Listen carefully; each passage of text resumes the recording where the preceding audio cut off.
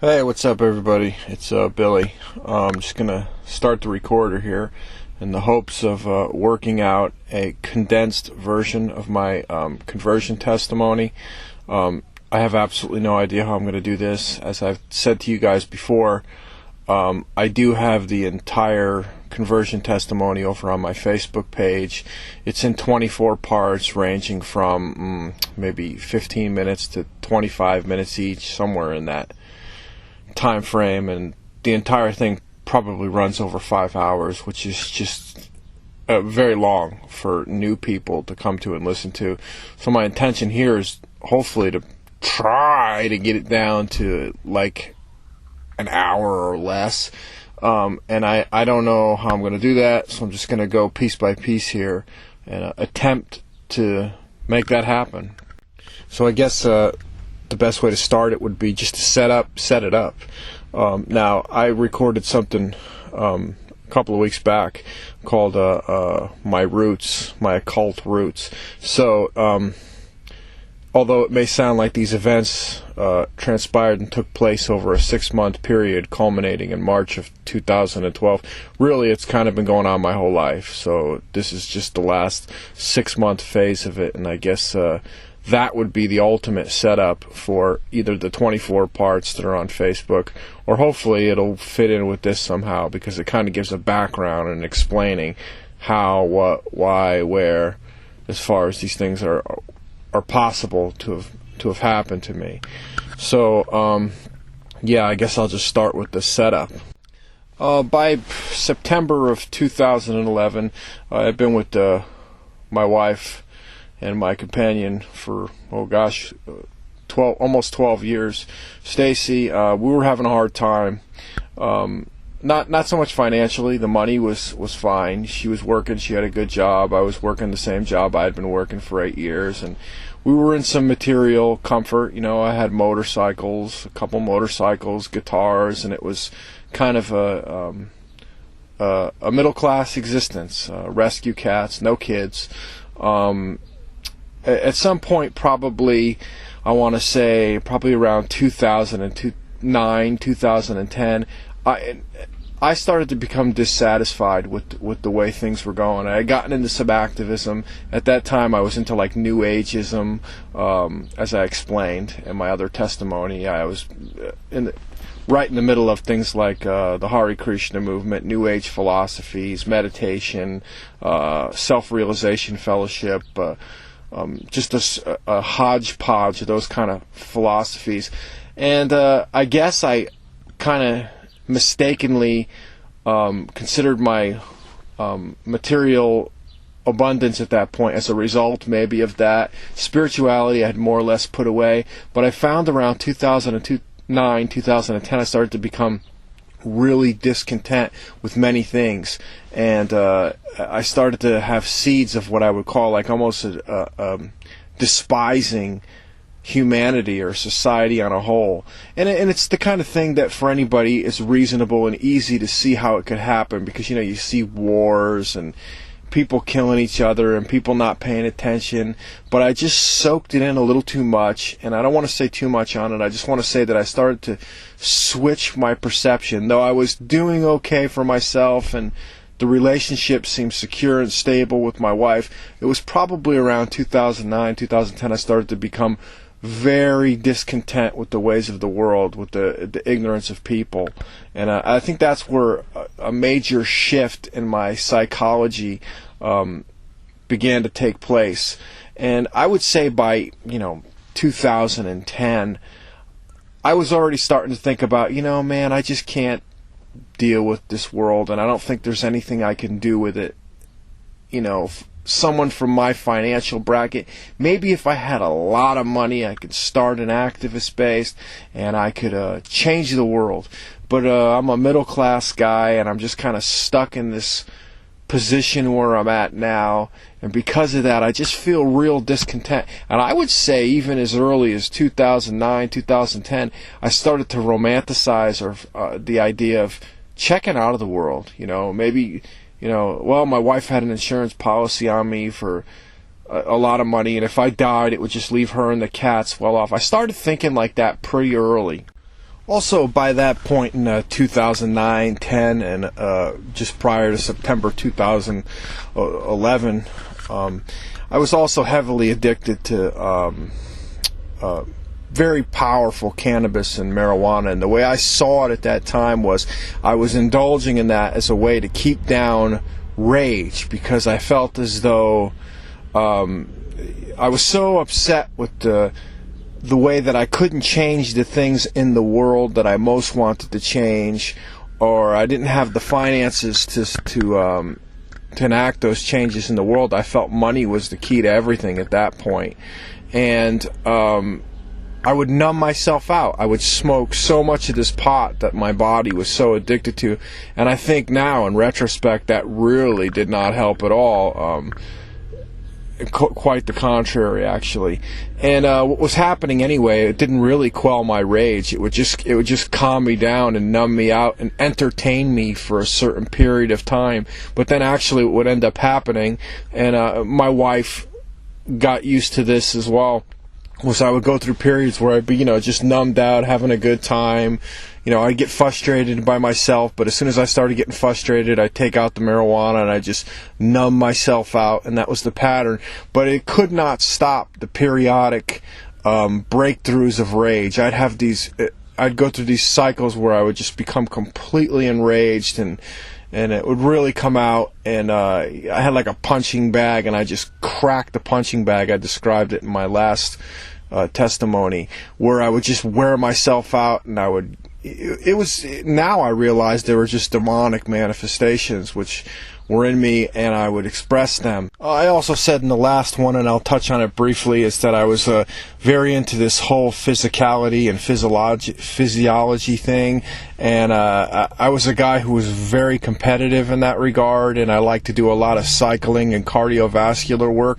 So in addition to being hooked on these powerful strains of cannabis, which was definitely affecting my mental state, I would also say equally affecting my mental state in two capacities. One, in the capacity of just working vanity and ego, which is non-spiritual completely, it's carnal. And on the physiology side, I was cutting large amounts of weight, and I was doing it frequently. I developed this frame of mind where I can't control anything in the world, but I can control what I do with my body, and I could actually change the appearance of my body, which is a good thing, because I was able to lose a significant amount of weight and change the physiology of my body. But when you get obsessed with the thing, the way I was obsessed, I believe, cutting large amounts of weight, and I'd go days, where I was burning water out of my body, and at 6'2", I was able to come down as low as 139 pounds at will, back up to 155, 165 pounds, just by my own will, and I got kind of an ego trip out of that. But I think after a couple of years of doing that, also in conjunction with the powerful strains of marijuana and what that was doing to my brain cells, I think burning all that water out of my body and all that, I just got caught up in that physiological paradigm of control, and I believe that was actually opening me up spiritually to some of these darker forces as well, in conjunction with my whole past and the things that I was into with spiritual New Ageism and things of that nature as well. Just feel like that's important to touch on, because it's this is the dough being softened up for what's going to come, and I'm about to explain to you. Okay, so to synopsisize real quickly, if that's a word, by 2011, I'm an egomaniac. I'm completely strung out on powerful doses of marijuana. I'm a control freak. I'm cutting large amounts of water from my body because I'm bent on the whole ego trip of physiology and changing my appearance. I'm also well-rooted in occultism, be it from Buddhism to Hare Krishnaism to Taoism to Satanism. I mean, it's all in my past, right? So that's where I'm at by the time September 2011 comes around. And as I said, my wife got used to my frequent bouts of rage. However, I want to pick it up where things really begin to change fast for me, and that was September the 5th, 2011. I guess September 5th, 2011 started like most mornings started in my life in the past few years prior to that. Woke up, rolled out from my sleep, walked right over to the bong and loaded it up with some purple Nepal that I got from my medical marijuana card and loaded my brain. Then I went right over to my second addiction, which was my first cup of double espresso of about 3 or 4 that I'd probably have during the day, and got myself strung out on that. Not helping was the fact that I had just the day before finished a big weight cut. So normally this was a day when I would probably start trying to replenish my body with coconut water and eating food and trying to come back up in weight, but hadn't started doing that yet. So I believe my mental state was very much compromised on that morning. Something threw me into a fit, and my wife and I, it was more of a one-sided thing. I started going on and railing on and on and on, and the rage particularly grew. And I went through my little ritual where I would hit my punching bag and let the demons fly out of me, where she had to sit there and witness the whole thing. And basically it just ends with her leaving the house, and without getting into too many of the details because they're not necessary, I don't want to get into the details of that particular situation, there is a sudden and frequent and abrupt disbanding of our marriage. It ends. The marriage ends over a period of about 7 or 8 days, but it started real quick and it ended real quick, and I was not in contact with her.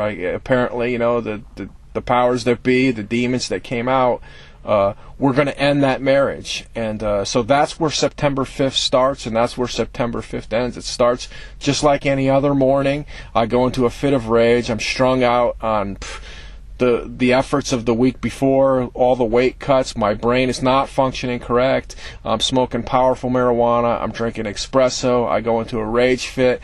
My wife leaves, and that is the end of our marriage. I mean, that is it. I mean, it just ended. So I guess to keep it moving along smoothly and fast and to get to the points, between September of 2011 and March of 2012, a lot of things do happen and occur, and in my extended testimony I talk about some of those things that happened and what I was trying to do. And but what's important for this, the condensed version, is that if you look at it from the biggest picture, what's really happening is it's a downward cycle. I'm trying to fight to stay alive, but what's making that really tough, besides the spiritual and the physiological implications of it, is that, well, maybe it is the physical and physiological implications exactly of it that make it hard. But I'm going from being a person who has independence in my relationship with my wife. We had developed so many things together, and you build a life over 10, 11 years. You build a life together, and a person gets used to a certain standard of living, and I was used to a certain standard of living that of course I had taken for granted. That goes without saying.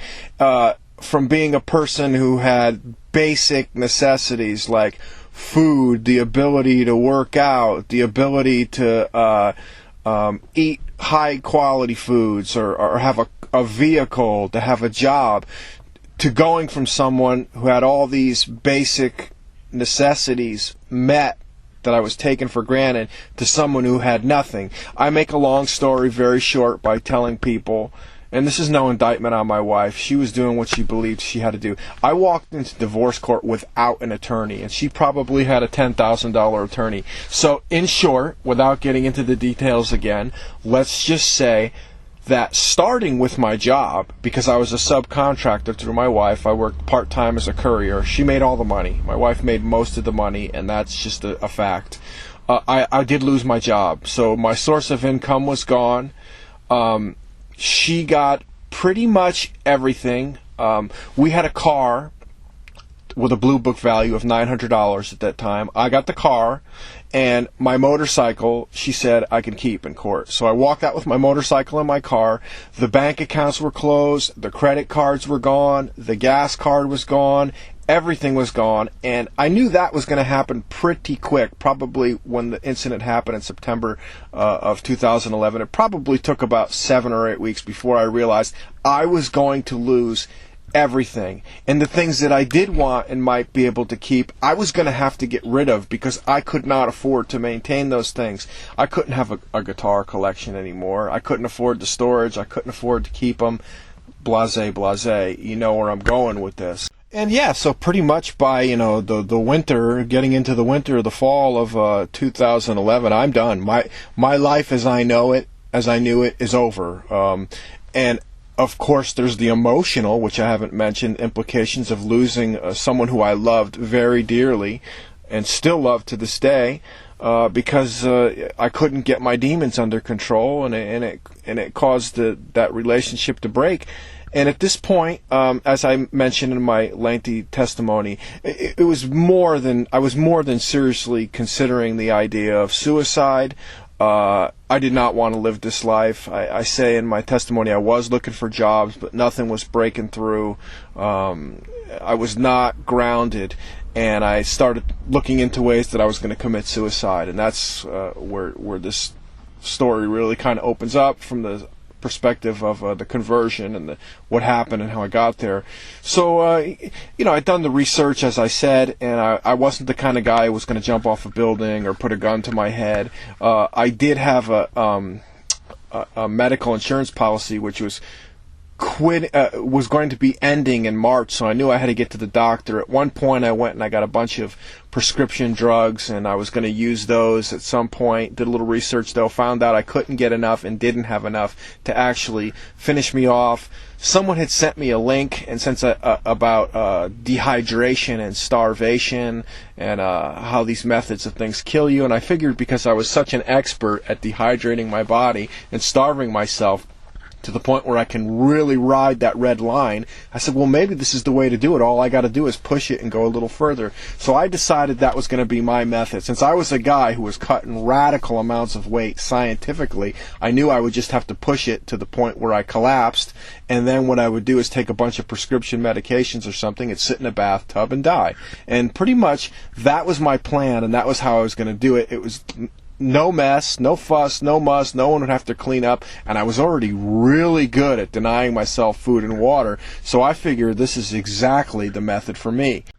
Now, in my extended testimony, I begin to explain a few things at this point, and I talk about, what was happening with me emotionally, the places I went, and the things I tried to do to bring things back together. I'm going to skip all that because that's there and this is here. So basically what happens is I go through this thing, and I get to a point, I explain where I'm at about 8 or 9 days without food. My weight is down to about, probably 134, 132 pounds. And I've got a real successful run on this non-water thing. I'm dehydrated for, almost a week, almost 5 days. I've got prescription medications. I've got lorazepam, a benzodiazepine. I got a little bit of money put aside. I know exactly when my body starts shutting down. I need to go into a hotel room, which I have a little money aside for. I'll know when my body's shutting down. I'll take these pills. I'll sit in the bathtub, and then that's going to be it for me. That's the plan, and at this point, it's in full swing. By March 1st, the first week of March, maybe I take a couple attempts at it and kind of back off, but I'd say by March 4th or 5th, this thing is really in full swing, and I'm doing it. I stop answering emails. I turn my telephone off. I say, okay, we're in the home stretch. I'm going to be off planet Earth pretty soon, and I can't wait to be there because I just don't want to deal with the logistics and the emotions of and the spirituality of what's happening to me. I decide I'm going to go ahead and do it, and I'm in the home stretch, and I'm going to finish it. And as I also explained, which is really important, I think in the first part of my extended testimony, this is where I kind of pick it up and start it there, I didn't have any spiritual beliefs. I had no fears of dying. I believed at that point that if I passed away, that I had basically been a good person. I had rescued animals, and I did try to educate people on how to eat better and turn their health around. I believed that even though I was a rageaholic and I was having problems with my wife, that I did love her dearly and I would have done anything for her. So as far as spiritual implications, I actually truly believed, which helped motivate me to continue on this suicide attempt and was fueling me to do it right, and I was succeeding at it by that point, that nothing was gonna happen to me, that there wasn't gonna be anything bad once I left my body. In fact, I thought there would be peace, I thought there would be bliss, and yeah, that's how that was.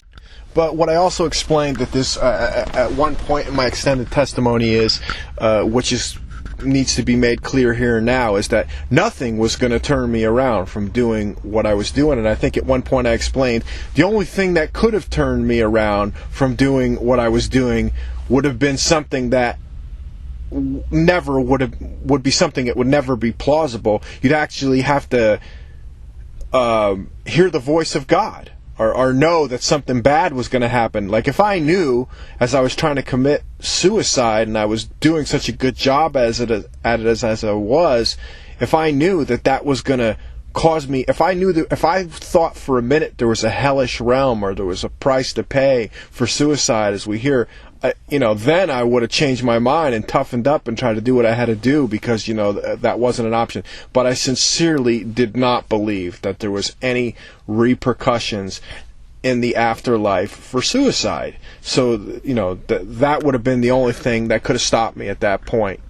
Okay, I guess I have to point at this point at the one thing that was the game changer, the one thing that opens up a different kind of realization, the thing that I believe or I associate opens up the Pandora's box for the events that are about to happen.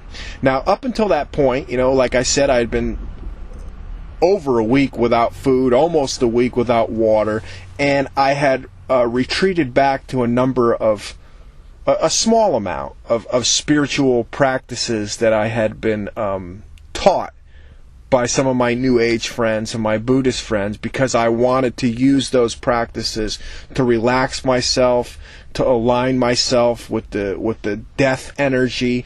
And what I was doing was a couple of different things during this process, where I had prayer beads, Buddhist prayer beads. So what I would do is I'd count rounds on my Buddhist prayer beads, and the most recent thing I had been taught was something called an Oponopono, which is you're speaking to the universe, so to speak, or trying to correct your karma. So you'd say something like, "I'm sorry, please forgive me, I love you," and then you'd go around on the prayer beads. So that was something I was doing with a real Buddhist intent in mind, the Oponopono. I was also resorting back to my Hinduism, which is something called the Maha Mantra, and I explained that in the extended testimony as well, where you'd say the Maha Mantra and go around the prayer beads.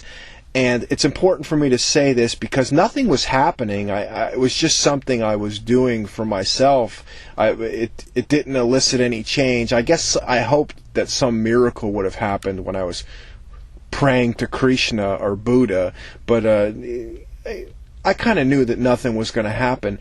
And at one point during this process, like I said in my extended testimony and my roots testimony, I did come from a very early superficial background in Christianity, or specifically Catholicism, and I don't know what made me think of it. Like I said, I had reconciled with the idea of Jesus being a great teacher. And since I was doing exercises as I was dying from the Buddha, from Krishna, and from the Self-Realization Fellowship and Paramahansa Yogananda, I said, well, why don't I call on Jesus? Because he's a great teacher, and I'm kind of wanting to be reconciled to him. And so let's just fill this thing out. I'm laying here, I'm dying, I'm trying to align my energy with all these higher spiritual forces.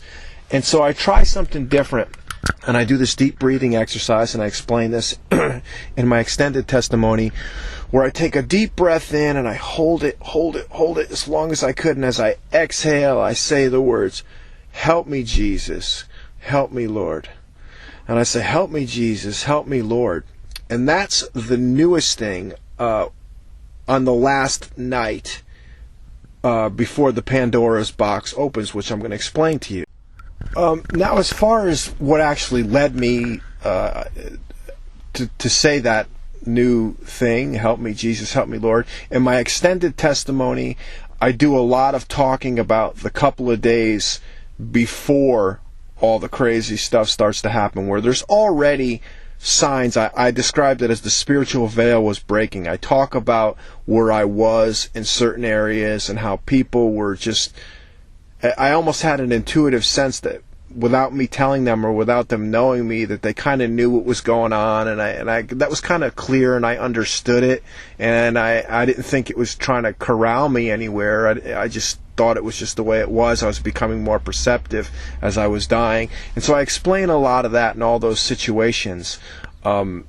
And in a way, they're kind of supernatural and very relevant to the story itself. But I can't go into them right here as to where I was, because we're talking about now the last day of the fast, before I break the fast and before I start eating, because of what I realize and what's happening. And I want to pick it up there. Now, as far as the 5 days where I'm drying out and the food and I'm starving, there is some supernatural stuff going on in that. Now I realize going on in that period, but you're going to have to go back, or you'd have to ask me directly about those kind of things, because I want to keep all those details out, because I don't want this to be a 5-hour testimony. I'd like to keep it at an hour or under. So what I want to do is I want to actually pick it up after I say the help me Jesus, help me Lord, at the end of the time when all those other details from the 4 and 5 days before are omitted for right now. They're in the other testimony, and just get right on par to some of the clearly supernatural events and unexplainable things that happen, and the realizations about those.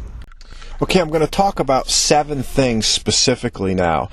Now, I'm going to try my best not to say more than I need to about them, because I want to keep this on par and timely, and every detail of every encounter I'll talk about in those 7 things is in my extended testimony, which is really long. Or you can ask me about it. I'll try to explain it if you're listening and there's a particular person or incident you want to know more about. I'd be happy to try to talk to you about it, tell you about it. If you want to listen to it, it's in the extended testimony.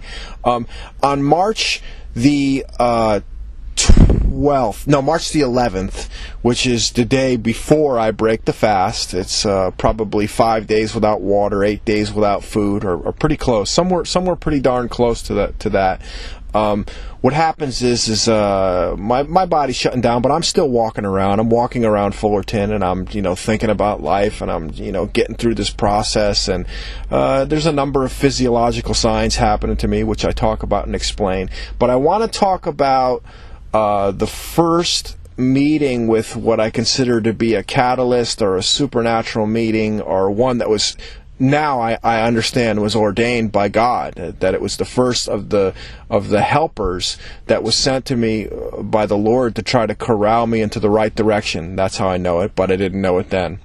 And the first one I talk about was I was walking by the Self-Realization Fellowship, kind of limping around at that point. I was getting a bunch of ailments to my body, and I put a flower in the door, and I talk about this in my extended testimony. And what happens is as I'm walking away from the door, I'm walking up the sidewalk heading east on Harbor Boulevard, on Chapman Boulevard towards Harbor, and I hear somebody come running up, like almost running up behind me. And as I turn around, I notice a kid who's probably 20 feet, and he's saying, hey, can I talk to you? Can I talk to you for a minute, man? And I described him as a young man, probably 21, 22 years old, never seen him before, long curly hair. And I got nervous by the way he was coming up on me, because I thought he was going to hit me or take a sucker punch at me. He was a big kid. I don't know what made me think that. And I turned around, and I almost stepped back, and as he got about 5 or 6 feet from me, he slowed down, and he stared me right in the eyes, and he said, hey man, can I talk to you for a minute? And excuse me, I got really nervous at that point, and I said, yeah man, what do you want? What can I help you with? He said, I want to give you something. And I explained at that point, my extended testimony, that was when I really thought he was going to hit me. So I kind of stepped back and put my hands up a little bit, And I said, what do you need? He goes, I want to give you this. And he takes his hand out from behind his back, and he's got a Bible in his hand. And I remember I let out a sigh of relief, and I said, that's what you want to give me? And he said, yeah, I really want you to have it. And I remember I even had a little bit of a sense of humor, and I said to him, is it that obvious? Do I look that bad right now? You know, because my thought is, oh God, I must really look bad. I must really look confused if a stranger who I never met before sees me from 100 paces and runs up and tells me he wants to give me a Bible. And so I'm kind of like, nice to the kid at that point, and I put my hands down and I say, no, man, I don't read the Bible. I'm not really into that philosophy, and I don't think that that's going to help me, but I really appreciate that a lot. And I said, do I look that bad? And he said, no, I don't think you look that bad at all. He goes, I just wanted to give it to you. And at that point, what ensues is almost like a battle of wills. I say, no, I'm not going to take it. And he holds his hand up. He goes, no, really, man, you really need to take this. And I'm like, no. I said, I really don't want it. And he said, what's your name? I said, my name is Bill. I said, what's your name? And he says, my name is Jacob. So he introduces himself to me, and now we're just kind of standing there. I said, well, I've been into all kinds of philosophies, and I think it's great that if that philosophy helps you get through your life, you should adhere to it. He goes, look, Billy, take the book. And I'm like, no, I'm not going to take it. And it turns into this thing. And he stood there with me for, I'm not even exaggerating, 10 minutes. Take the book, Billy. Take it. And finally I say, okay. And I take the book, and I'm holding on to it, and I say, and now I kind of like him a little bit, and I'm feeling a little bit convicted in the sense that here I am, I'm a 41-year-old guy, I'm on my last leg, I'm dying, I'm going to be out of this world, and here's this kid who's 21 years old. I asked him how old he was, and he says he's 21. And he truly believes in the philosophy at this young point in his life that he's adhering to. I'd have to be a real poop head not to respect him, because I'm into the whole idea of karma at this point and respecting, so I want to respect his values. I want to talk to him. Obviously, it's somewhat clear I'm in distress, and he wants to give me what he believes could help me in my visible distress. And I kind of quickly put that together and decide I like this kid. And I say, come on, walk with me. I'm going to go up to the coffee shop over there. And as we're walking, he starts talking about certain verses. I can't remember what they were in the Bible. And I'm a little bit weary of it. I'm thinking, oh man, if I was really in my full swing and with my full volition of my old self, I'd be rebuking this kid. Oh man, there's no proof for what you're saying of that. But I'm not doing that because I want to honor his philosophy. So I'm kind of like, in a way, I'm almost feeling bad for him at this point, for Jacob at this point, because my old frame of mind is thinking, boy, this young man must be deluded, to believe this book and what this book is saying. And but hey, he'll come through it. He'll get older, and this is what I'm thinking as he's saying these things to me. Until one point where something very strange begins to happen, and I'll just map it out a little bit. It's in my extended testimony, and this is the kind of thing I can't really skimp on, so I have to say it. We sit on a bench together, and as we're sitting on that bench together, the way I described the scenario was I kind of slipped away to another place as he and I were talking, and I'm sure it had to do with the dehydration and my body going through pangs where it was shutting down. I didn't tell him what I was doing, but as we sit down on this particular bench over on Harbor Ave across from the church, it almost became, I describe it in my extended testimony as a metaphor of like where Ebenezer Scrooge was taken by an angel, and he was taken into a place where he was shown various scenes of his life. And as I sat on that bench with Jacob and we were discussing scripture, we noticed a couple who walked directly across the street in front of the church, nonetheless, where there's like a church and there's a cross. And right in that area, the couple begins to have this argument. The argument some of the language, I took notice to the fact, we both stopped talking and looked at them. And I took particular notice to the fact that the language that the young man who was arguing with the woman was having was very similar to the language that I used in my last argument with my wife Stacy before the breakup. A lot of the same ideas were being expressed, some of the same descriptions and curse words were being used, and that kind of freaked me out because I was like, whoa, is this like a play of like my argument with my wife? The conviction instantly took me that this is about me, and this is kind of what I did. This is what I did, and I was started to feel very convicted. So Jacob's at my right, and we're both watching this scene, which lasts for about 5 minutes, play out with this couple arguing that are pretty much saying things verbatim that I said to my wife on the last argument. And I start to feel a very strong sense of conviction. My heart's pounding. I'm tired at this point, and I'm not feeling well. I'm starting to feel uncomfortable. There's something about this meeting that's starting to convict me a little bit. And what happens is I kind of start to make it clear to Jacob that, I have to split up from him, or we should go somewhere else. I'm trying to ignore it, even to myself, that this argument, as we sat there and listened to it, this was meant to be. I was supposed to hear this, and I didn't want to digest the fact that it was hurtful to me. And I said, I want to walk over there. And I started to get like low.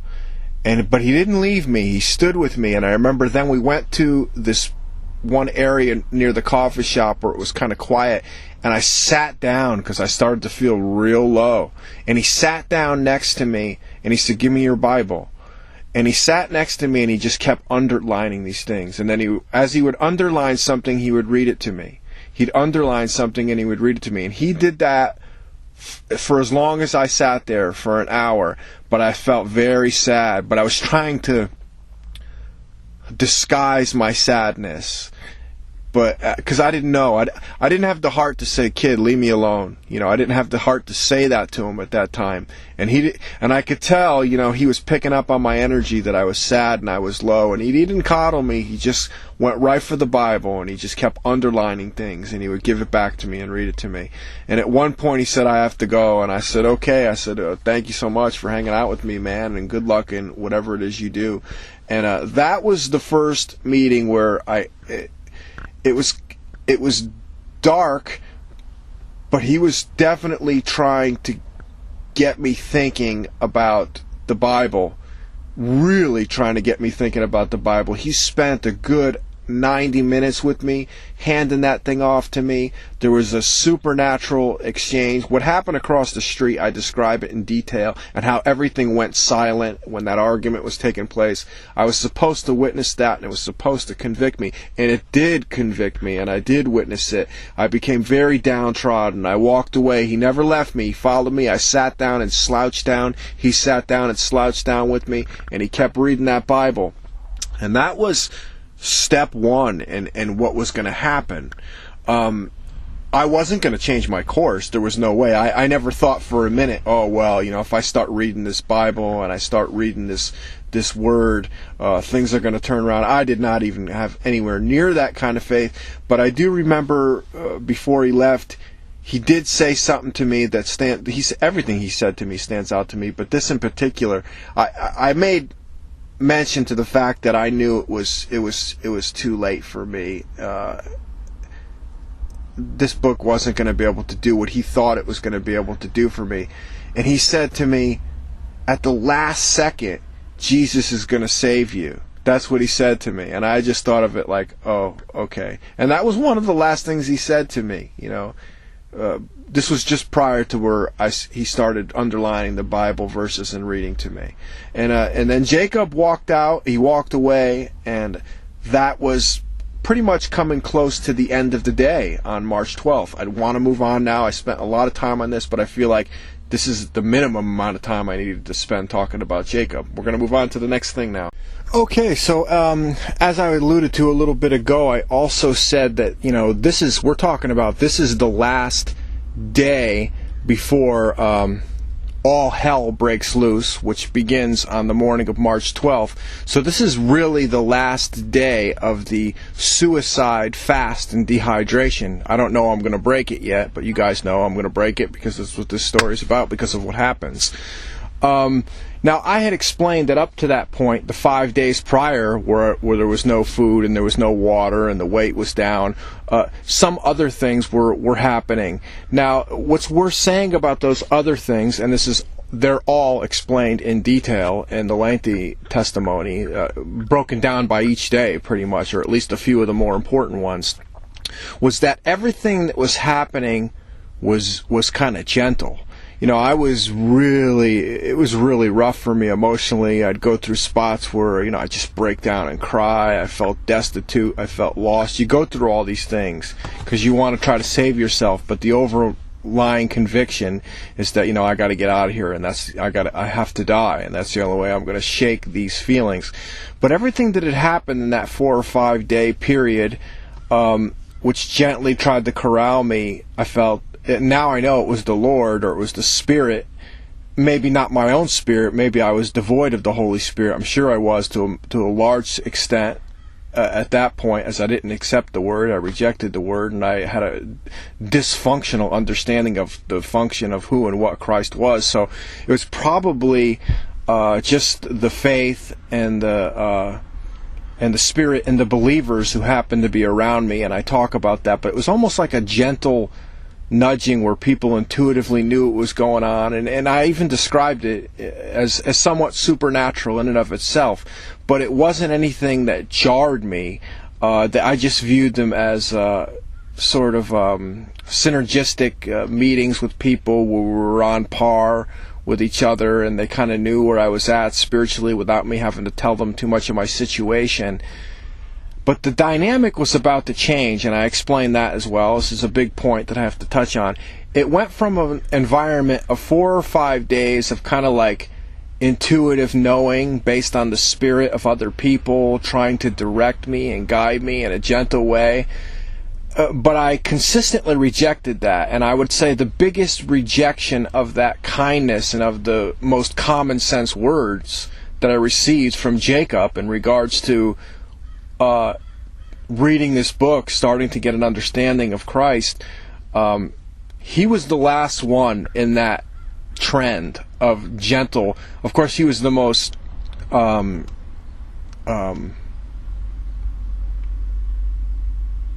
all-encompassing. He was the one who really said, look, you need to take this book, you need to read this book, he's gonna save you at the last minute. And I was just rejecting everything but being nice because I didn't want to hurt his feelings. So he ended that trend, and what was about to happen next was a shift.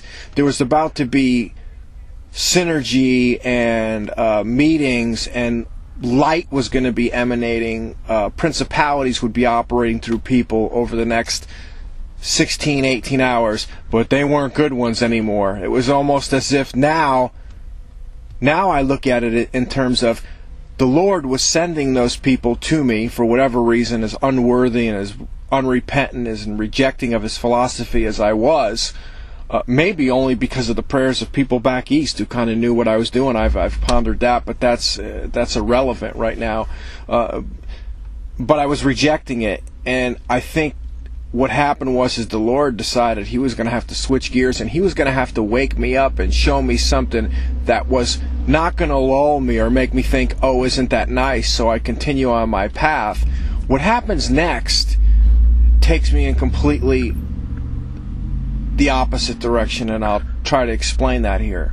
In my extended testimony, I tell about the end of that day after Jacob left, and about some of the things I was going through and the ways I was feeling, and some of the people who came to me, and it was what I call, until, I think Jacob probably left me around 2 or 3 in the afternoon, and then between that time when the sun went down on March 11th of 2012, it was just kind of like this. I felt like I was doing a life review, and I was hanging out with some musicians who were playing music. I was playing a little music as well, and I felt like I was massively sentimentalizing, saying my goodbyes to the world, and a few people tried to do some more of that gentle nudging, and But that was the last of it, because as soon as the sun went down, it's almost as if it was a metaphor. The light was gone, and now it was going to be something completely different. And I explained what happened is I was hanging out at a particular coffee shop that I had gone to, and of course I wasn't eating, I wasn't drinking, and I rejected water from the owner. I talk about that as another significant point when I really knew that I was going to do it, because on the morning of March 11th, before I met Jacob, I remember the owner, and I talked about this in my extended testimony. He came up to me and he let me know, so he didn't think something was right with me, and he was a Christian. And it was funny because that morning he was wearing a shirt, and his shirt said, "Give water and give life." That's what his shirt said. And I remember he came up to me when I was sitting at the table, just kind of staring out into space before that day got started, because I was sleeping outside. I was homeless and really not adjusting to that well. And he said, "Here," and he put a big glass of water on the table in front of me. And in my extended testimony, I talk about how I stared at that glass of water for 3 hours. And eventually what I did is I picked the glass of water up, and I walked over to the sink and I dumped it in the sink. And that was really when I knew how serious I was, and I believed that the Lord knew how serious the situation was, and everybody else who might have intuitively known what was going on. So when the sun goes down in that evening, I enter this coffee shop, and I have an encounter with a young man, and I talk about him. I call him the arrogant man, who I felt an instant sense of conviction. He addressed me and he started talking to me, and I felt as though he was badgering me and he was mocking me, and he was saying things literally, now I know, I did not know then, about what was going to happen to me in the next 8 or 9 hours, which I had no way of knowing that that's what he was doing, and I certainly had no way of knowing that what he was saying applied to me, although he was looking at me and addressing me directly, talking about how there was going to be such fear in me that I would probably just leave town, and it was very unsettling. And I talk about the details of exactly what he said and how I reacted to what he said. Now I realize it was completely supernatural, and he was the rickety signpost that said, "Here is your last warning." That is what I see him as, and it's not going to be nice what's coming for you. And I intuitively knew that's what he was, but I still wasn't buying it. I was like, in my extended testimony, I read it off as, well, this kid's just an ass. He's just some arrogant ass, and just forget it. And at that point, I talk about how I'm going to go to my van and park in the spot where I park for the night, and stay in the van until the next morning. And in my extended testimony, I also talk about how the previous 4 days I had insomnia. Okay, people, that means I was not sleeping. There was a number of physiological things happening to me that I didn't get into in this testimony, but I get into in detail on the shorter one, where that was one of the most dreadful side effects of this complete dehydration and starvation. Was my body would not sleep. My body would vibrate. I talk about it, and a lot of strange things were happening, and one of the most dreadful is that I could not sleep. So I retire to my van for the night until the sun comes up, with a plan that disturbed by this conversation, disturbed by both conversations with Jacob and with the second confrontation with who I came to know as the arrogant man, who I was in the presence of for about 30 minutes, who was the last sign on the road to saying, "Turn around now," without actually saying that, because what's going to happen, I'm going to tell you, you're going to be so scared, you're going to be so freaked out, you're going to be running for your life, dude. That is what he said. Intuitively, I knew it, and he almost said it verbatim, but he was doing it in a third-party perspective, which was ridiculous because he wasn't talking to anybody but me. So I was disturbed by him, and I left to go park in my spot for the night and comprise a plan for the next day. Very aware of the fact that within the next 48 hours, I was very sure that I'd be checking into that hotel room, because I knew my body was giving out and I would be able to enter the final phase of this suicide attempt. So knowing that, basically all I have to do is occupy my time for the next 48 hours. But I probably figure I don't want to have any more weird interactions with people. So I need to go to a place, this is my line of thinking now, where I'm not going to be disturbed, but where I will not stand out. I'm not ready to be alone. I want to be kind of around doing something. So I come up with this idea. There was a temporary agency that I had used over the years to get work, and I was still eligible for employment. And I thought, oh, I got a great idea. Why don't I go to the temporary agency over on Commonwealth? And what I can do, because what the protocol is, you go in, and if you haven't worked in several months, which I hadn't, they'll usually just let you sit there. And I thought to myself, well, this will be great.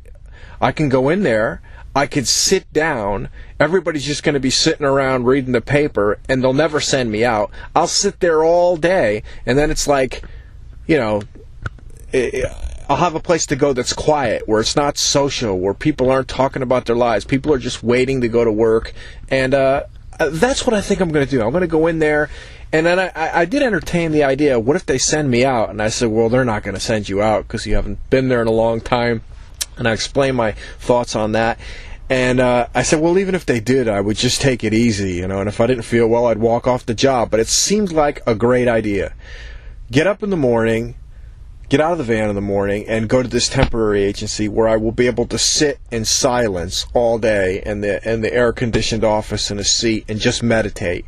Because, you know, probably the next day, which would have been a Tuesday, this was a Monday morning on the 12th, I would have been checking into my hotel to take my benzodiazepines and die in the bathtub. That was pretty much where I was at.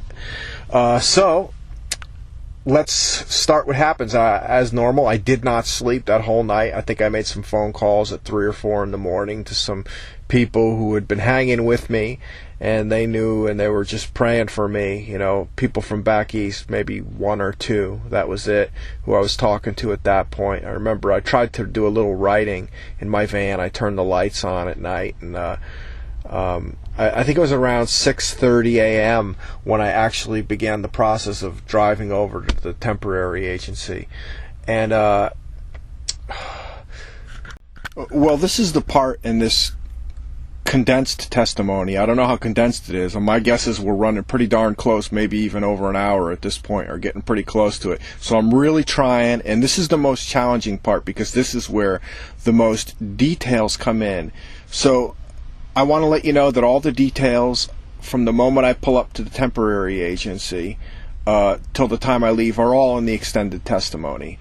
I cannot give all those details and tell it all, because it would take an hour just to tell those.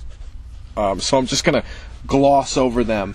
When I pulled up at the temp agency and I opened my door, I noticed there was 3 people standing outside the door, and the 3 of them looked directly at me and made a comment pertaining to me that was so personal and so something that no one could know about me, that I literally, there's maybe are only 3 or 4 people in the whole world who would know that about me. And that set me aback. I didn't understand it, but at the same time, and it was said in a manner not nice. They said, oh, here comes that guy. And they said the thing about me, and I was like, wow, that is freaky. Ignored them. I went into the temp agency. I asked if I was still eligible for work. The woman behind the counter told me I was. I filled out my card, got my card ready, and I sat down. In the office, there were 12 men surrounding me, people that I hadn't seen there before or recognized.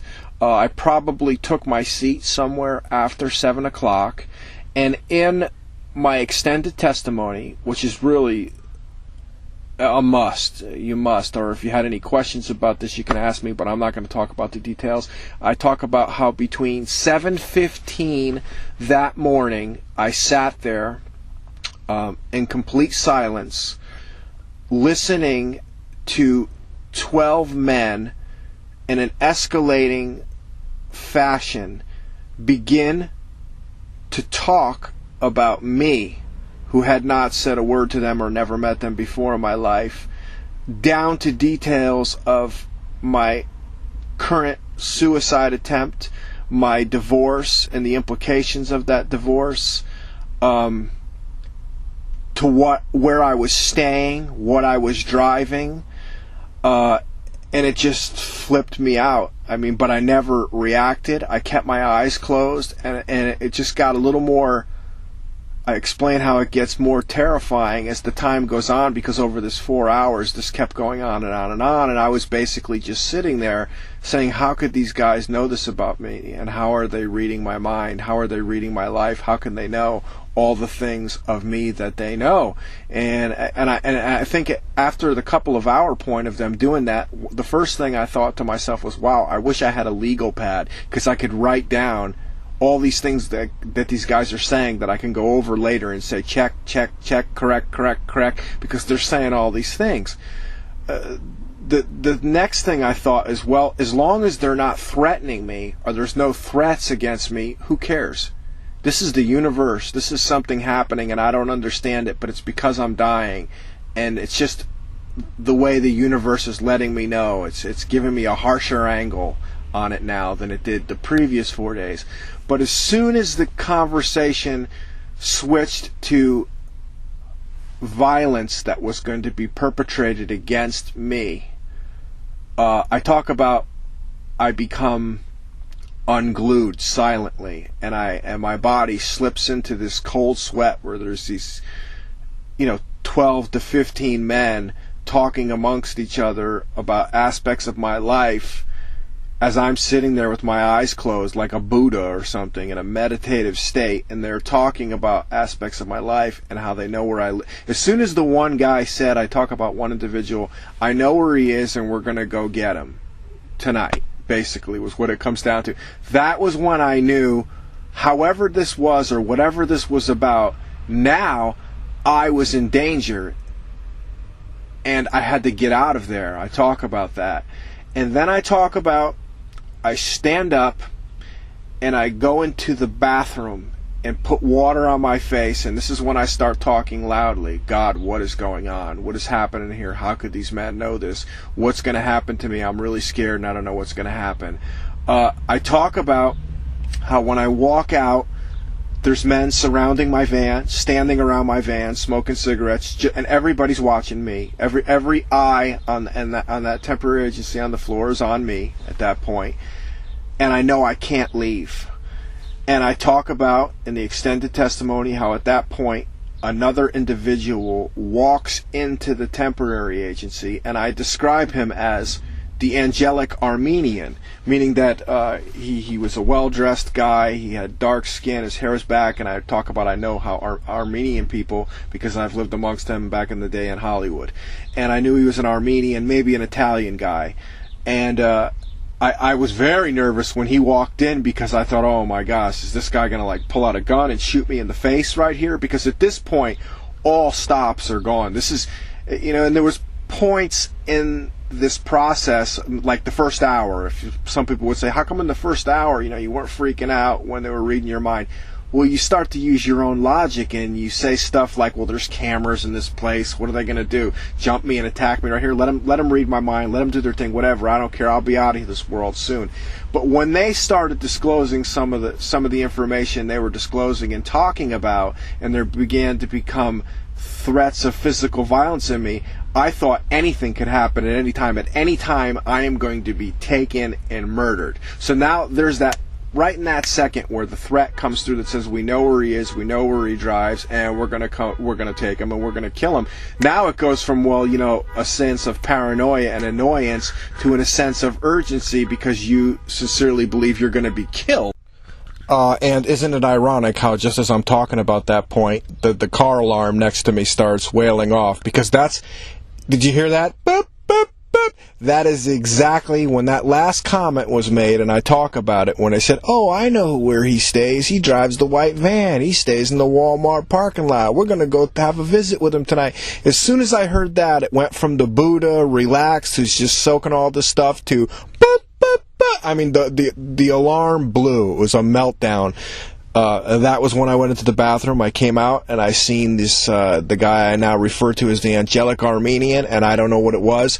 I walked, I was pacing. I described that I was pacing because I couldn't leave. My van was surrounded, and I knew I just felt intuitively, don't leave, because my fear was they're going to follow you as soon as you leave, which ends up happening anyway. We'll talk about that. And I don't know what it was. The guy standing at the corner, the Angelic Armenian, and I approach him, and I feel compelled to say something to him, and I say, "Hey, how are you?" Or something, but I could barely speak because my voice is gone. And he said, "I think I'm okay. How about you?" And I just kind of shook my head and looked down at the ground, and he was leaning against this counter, and I was leaning against the counter. I was just waiting on my break to get out of there, and he puts down a book, and I look at his hands on the book, and when he takes his hand off, it's the Holy Bible. And I would say that was the defining moment where I knew what was happening was because I was a sinner. And I knew definitively in that very moment, whereas before I was like, this is the universe, I can't understand it, I can't explain it, I reject it, I ignore it. As soon as I left that bathroom and called on God and said, "God, what's going on? Explain this." Even though I didn't have a definitive idea or proper attitude towards God, at that point, when I met Him, and he talked to me, and he looked so much different from those people, and where he walked in, he knew I was hyperventilating. I was in a bad way, and I shook my head when he said, "How are you doing?" And when he moved his hand, and he had the Bible in his hand, I knew I was in trouble, and I knew this was about Jesus Christ. I knew that this was about me on my way to hell because of all the sins that I had committed, and that I was in trouble. And at that point, it becomes so overwhelming, I just sit back down in the seat, and he sits next to me. And as I don't say anything to him, but I'm looking at him with my left eye, and I'm trying to rationalize my way out of this. What am I going to do? What am I going to do? What am I going to do? Where am I going to go? What's going to happen to me? How do I get out of this? And he's just sitting next to me, and he pulls out a legal pad, and he's writing notes, and he's studying the Bible. And that's when I knew that this was what it was. I was under the beginnings of a spiritual conviction, and this was the hand of God, as it were, but yet I was in the midst of demons. Alright, in my extended testimony, I'm going to talk about leaving the temporary agency now, and I'm going to gloss over some of the things that happened just to get me to the next meeting. So basically what happens is I find my break and I leave that place. And without getting into too many details, I can tell you I was in a state of panic at that point. And as I drove, I started to take particular notice to many supernatural things that were happening. And what I mean by that is I would look to the left of me, and there would be someone in a car next to me who was from the temporary agency. And it made me nervous, and I did this whole dance with the car where I drove randomly, took lefts, took rights, just trying to shake it. And I could tell you people that there was not one time in that 30 minutes of driving between Fullerton, Brea, Anaheim, La Habra, where I shook somebody from the temporary agency. And also, the more terrifying thing is that sometimes a person would be in back of me, and then I'd come up to an intersection, and they'd be on the other side of the intersection in front of me. So it was like the message I perceive as it was now is, you're not escaping. These people are on you, and I felt I perceived it as a sense of evil, of something was on me and it was not going to let me go. The evil that was permeating that room with those people and those demons, they were in the flesh and they were following me, and they were doing so supernaturally. And that's just the incidences that were occurring in the cars around me. Now, anybody could ask me, and I'll tell you about several things also that happened, and I may have detailed some of them in the extended testimony. But what else was happening is that I would look on the side of the road, and there would be all kinds of interactions with people that were playing out scenarios in my mind, and that was very strange. And I'm going to skip over the details on that. The gist of this, which takes me to my next divine appointment with the next person that I'm supposed to meet, is it goes something like this. So I'm driving around, I'm being followed. There's supernatural things happening where cars are in back of me, then they're in front of me. There's supernatural things happening on the side of the road that are acting as reflections or mirroring things that are going on in my mind. And the next thing that happens after that is, for the first time, I think, I have to get a drink of water. So here we are, 7 days without any water, 9 days without any food. For the first time, I don't only consider it, I know I have to break this fast. And I explain in my extended testimony, it's not because somehow I still want to live, but I realize I'm in spiritual and physical danger. And if at this point, if these people catch up with me and they manage to kill my flesh, my spirit will end up in hell. This is where that reality is setting in. So I say, well, I have to stay alive so I can fight this fight and figure out what I can do. You know, it's your survival instinct kicks in. And that is when I decide, for the first time in a week, that I'm going to take a drink of water, and that I have to take a drink of water. So with that in mind, I'm driving down Harbor Boulevard, headed towards Anaheim, and I see a place called B&B Donuts, which is a donut stop and a coffee shop that I went to over the years. I used to get coffee and donuts there every morning, and I said, well, let me pull into the B&B Donuts, and I'm going to go in there, and I got to get some water. I got to get a drink, because I got to figure out what's going on here and what I'm going to do. Now, of course, as soon as I pull into that parking lot, my first concern at this point is my safety and my well-being, because at this particular juncture, there's so much supernatural happening, and there's so much spiritual conviction happening. The idea is plausible to me that helicopters could come over with a SWAT team from any time and just shoot me in the parking lot and then frame me or set me up as like some guy who just robbed a bank. And I know it's the divine hand of God that's in this, so he can make me into anything he wants, and I'm totally aware of this now, and I'm scared. I'm like, oh my God, you know, what's going to happen? Is a SWAT team going to come? Are they going to shoot me? Are all these cars going to emerge into the parking lot and circle me and kill me right now? This is all very possible to me, because what's happening is not possible in any logical sense. So you not only entertain ideas like that, but you're afraid that that's actually going to happen. That's where your mind is playing out. So, but I still decide, no matter what happens, I got to get some water right now. So I pull into this B&B donut place on Harbor Boulevard, and I exit my van. I park all the way in the back, and it's probably almost noon, sometime after noon now. It's a beautiful day. It's a clear day, March the 12th, 2012, and I step outside my van, and I look up in the air, because the first thing is the helicopters. There's no helicopters. And then I stand at the back of my van for a good 3 minutes, kind of picking at my face and chewing my hands, waiting for all the cars to pull in, and I go, no one's pulling in.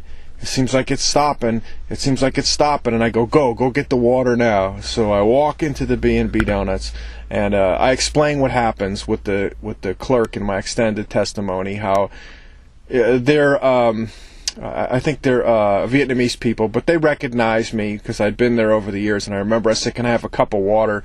And she gave me like a small styrofoam cup, and she poured the water in it, and I sucked that water down so fast. I said, more.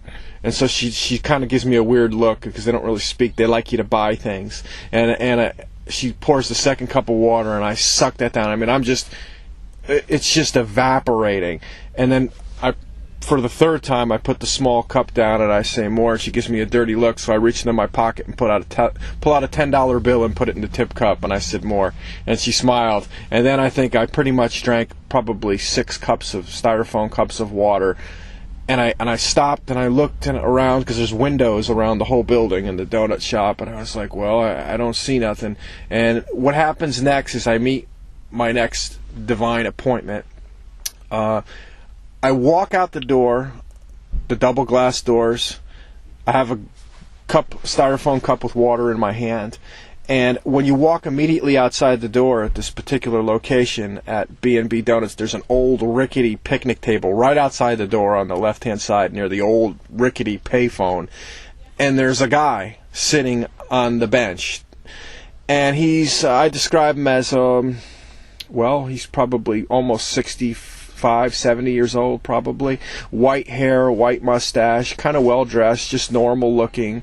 Not well dressed in terms of a suit, but like his clothes look clean. He was wearing jeans and a clean shirt, and I just kind of stood there. I didn't really pay much attention to him. He was just someone else who was there, and I noticed that it was quiet and the parking lot was still empty. So I'm drinking on this water. I'm looking up in the air. I'm looking out in the street, still wondering what's happening, thinking, is this thing over? Is this thing over? And as I look down to the left, he's literally 3 feet from me because I'm standing right on the left side of the picnic, or the right side of the picnic, his right side on the picnic table where the bench is, and he's on the other side. So he's like right next to me, sitting down. And I turn and I look to the left and I look at him, and I look and he's got a book facing me, an orange book. And as I turn and make eye contact with him, I look down at the book, and the book says The Life of Jesus on it. And I know right there, I better talk to this guy. So, in an unpanicking way, in a very calm way, I'm drinking water, and I just know I need to talk to this guy. And I say to him, "Oh, what's that book you're reading right there?"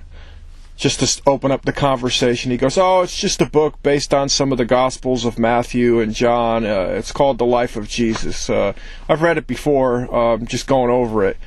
And I say, "Oh, is it okay if I sit down with you?"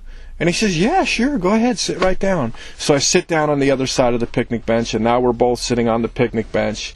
And there's no one else there. That's the funny thing. And also worth noting, when I walked in, he was not there. There was nobody there when I walked in. When I walked out, he was there, and I was only in there for a couple of minutes drinking the water. So he says, "Yeah, go ahead, sit down, sure." So I sit down, and I begin opening the dialogue. I said, "Oh, so the life of Jesus, huh?" I go, "Do you believe in Jesus?" He goes, "Yeah, I believe in Jesus." I said, "Are you a Christian?" He goes, "Yeah, I'm a born-again Christian." I was like, "Wow." I said, that's cool." And then I start to ask him about, if he belongs to any churches around here. I'm just faking it, small talking at this point, just to see if I can get him to open up and talk, or just if something's supposed to happen. I just trying to get him to say anything to me. And it didn't take long, and he started talking, I remember something about a Christian radio show that was on one of the public access stations that he used to call in with, and that he was a musician, and I think I might have told him I was a musician. And then he got into some conversations about, some of the blasphemies of musicians, which was kind of weird when that shifted, because I automatically knew in my heart of hearts that as a musician who played in rock bands that wrote hard rock music and wrote blasphemous lyrics myself, so I was getting a little conviction starting to set in at that point. And he made some particular comments about John Lennon and some of the things John Lennon had said and done. And after probably about, no more than 10 minutes, I started to feel comfortable with him enough. And all this time, keeping an eye out, who's coming in. But it was like everything stood still when I started talking to this guy. That's how I see it now. That's how I know I was supposed to speak with him and that he was there for me. But I didn't know that then.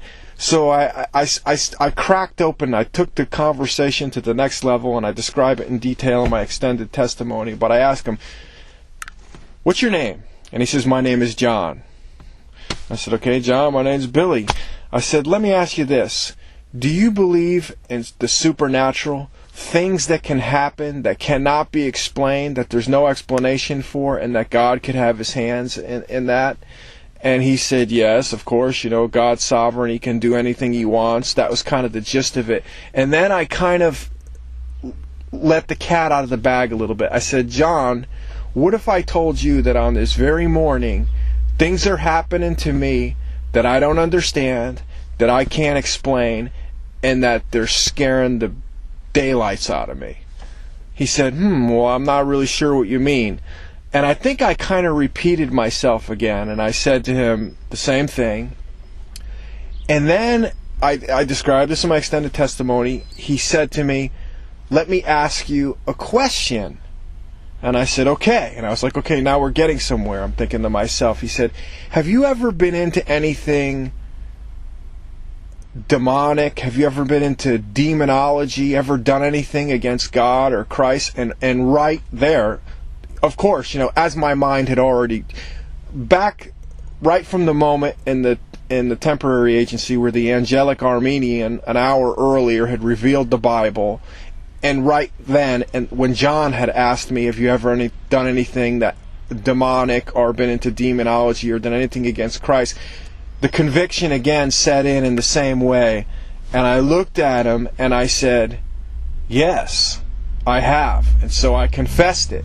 And he had a stern look on his face at that point, and he put his hand down on the table and slammed his hand down on the table, and he looked directly at me and pointed his finger at me and said, that's what your problem is today. Now, since that time, I'm going to intercede. I'm going to break in a little bit and ignore the pattern of the story for a second. Since that time, what I have learned from a writer named Oswald Chambers, a Christian writer who I read almost daily now, he wrote The Utmost for His Highest, and he talks about spiritual conviction, or he wrote about spiritual conviction. And I remember one thing he wrote was that when you come under the conviction of the Holy Spirit directs your mind towards a thing, the sin that it wants you to be aware of.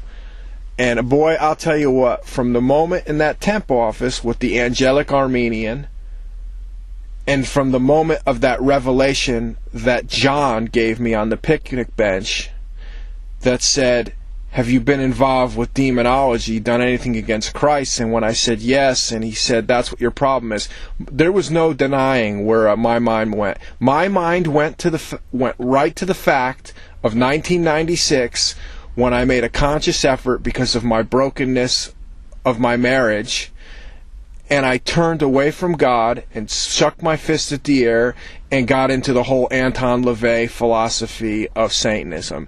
That is right where my mind was taking me when those books were revealed and when he said what he said. So Oswald Chambers' statement holds true, that when someone comes under the conviction of the Holy Spirit will then turn your mind to the sin that it wants you to recognize most. And that was the sin, without a doubt, at that moment that I was recognizing the most. So John slams his hand down on the table. He gets the confession out of me. I tell him, yes, that I've been into that kind of stuff before. And he says, that's what your problem is. In addition to the fact that I am... I don't even tell him, but I guess it doesn't matter that I was into Buddhism and transcendental meditation and Hare Krishnaism, because all that stuff is just the same anti-Christ philosophy put into a different package, dressed up in light. I know that now, but it didn't matter. My mind was drawing me to the conviction that the Holy Spirit wanted me to see, which was the first act of blasphemy in an open manner against Christ. And when he said that, this time, unlike what happened in the temporary agency, because I had to flee, because I knew I was going to be attacked and killed, there was no one around. There was no one around when he told me that. I stood up off the picnic bench and I threw my hands in the air and I said, oh my God, I'm so sorry. I didn't know better. Please forgive me. Please give me a little more time just to make this right and to fix it. John just stood there and watched me. He didn't really say much to me. And I sat back down. I go, John, what am I going to do? I asked him. And he looked at me and he said, I have another question for you. Have you been baptized? I said, John, I was baptized as a Roman Catholic when I was a baby. And again, he puts his hand down on the table and he shakes his head and he says, no. You need to be submerged in water. Get the baptism of water. Then you can get the Holy Spirit. I said, John, I don't know. I need to do it soon. I need to go now. Is there any place I can go to get this done? And I remember at that particular moment, he said, I don't know what to tell you. He said, right around the corner here, there's a church called The Rock. He said, maybe you can go over there and try to talk to a pastor, tell him everything that you just told me, and tell him you want to get baptized. And then John started packing up his stuff, and I started to feel nervous because he was leaving, and I felt like I was clinging to him. I knew he was somebody at that point, and I was supposed to meet him, and now I had officially thrown my hands up in the air and said, God, please give me time to make this right. I'm sorry that I did this. And I remember just before John left, he was on a bicycle. He packed up his bike. He said, well, I'm going to go now. And I remember, almost like a child, I was nervous, and I said, John, do you think I'll be all right? Do you think I'll be all right? And he kind of looked at me and shook his head and said, you'll be all right. He said, you'll be all right. He said, just do what I told you and get baptized, he said.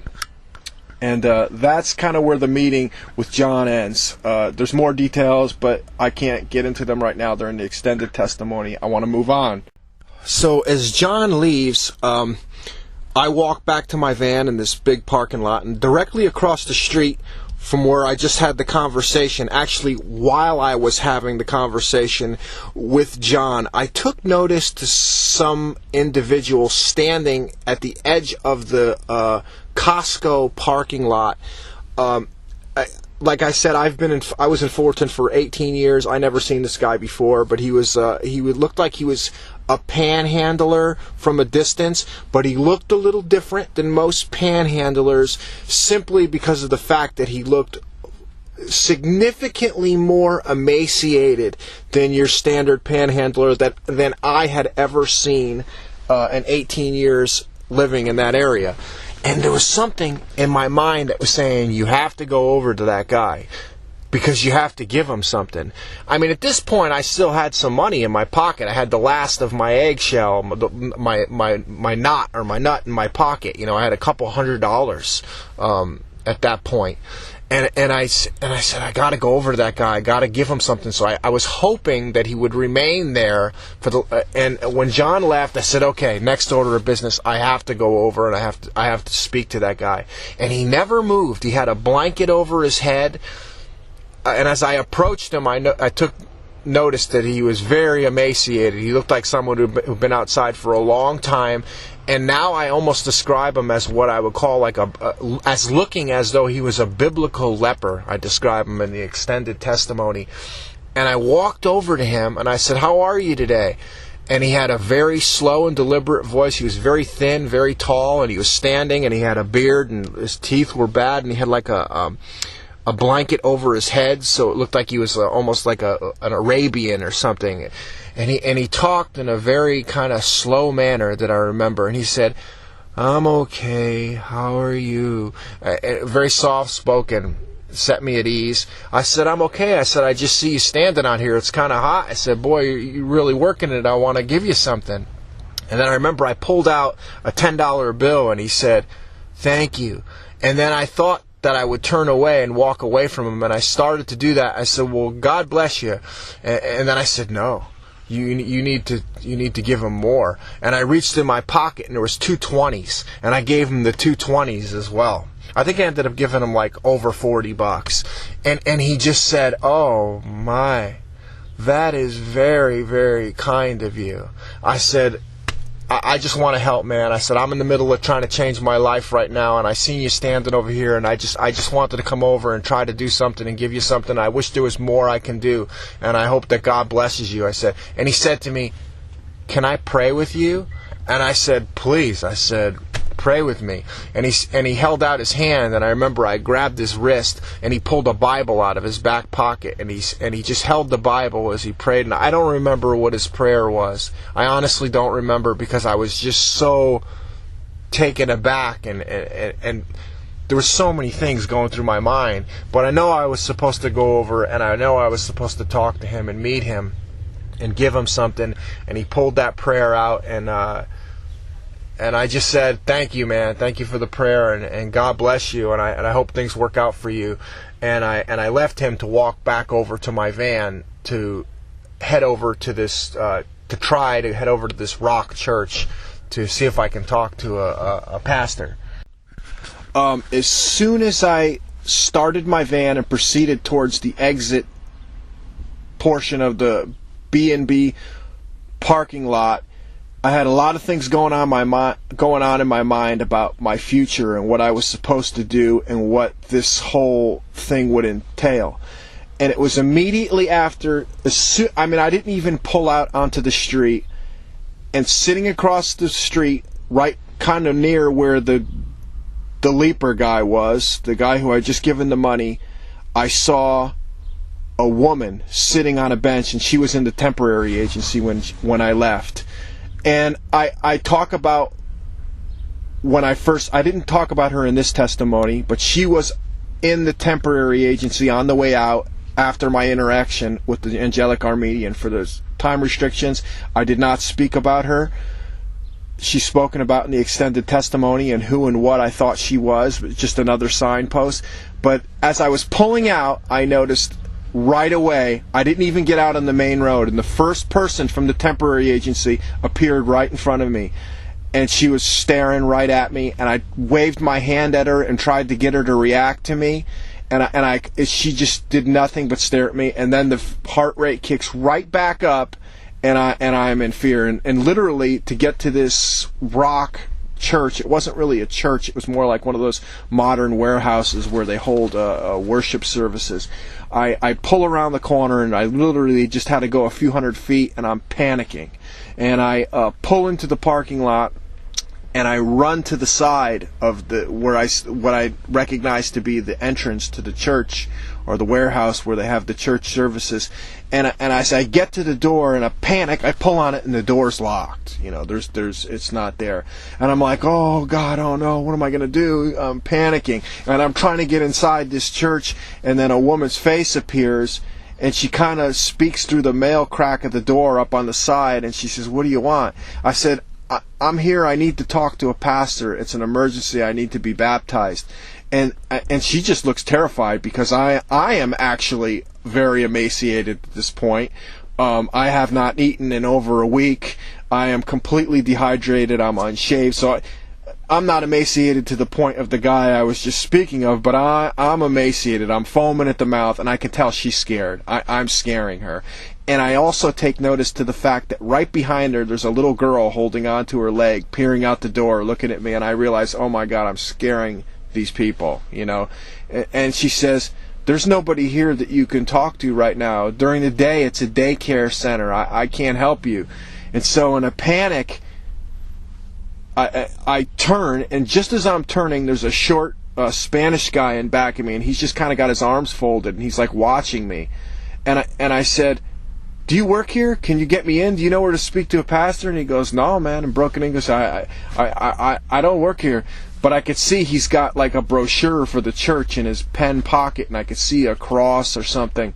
I said, I'm trying to get baptized. He goes, oh yeah? Me too. I'm trying to get baptized too, man. I want to get baptized too. And I said, I don't know what the deal is with this guy, but he's witnessing, he's watching me. And I know he's part of it. He's part of the Lord's witnesses. They're watching. The angels are sending the principalities through the flesh to watch these things that are happening.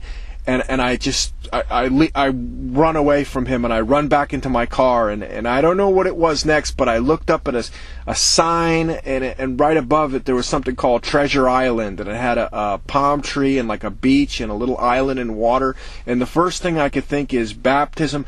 I need to go down to the water. I need to get on Beach Boulevard and just drive down to Huntington Beach, and I at this point, maybe I'm going to meet somebody down there. I don't know. Maybe I just need to get into the water and pray to God. I just feel as though at this point I'm impelled to get in the van, drive down Beach Boulevard, and try to get to the water. And that's going to be my next line of action. Now, as I begin the ride, which is probably about 15 miles from where I am to Huntington Beach on Beach Boulevard, I'm taking the main road, the straight road. It's not a freeway. I will say, though I did not see any more faces from the temporary agency, I will say conclusively I was being tracked and followed the whole time.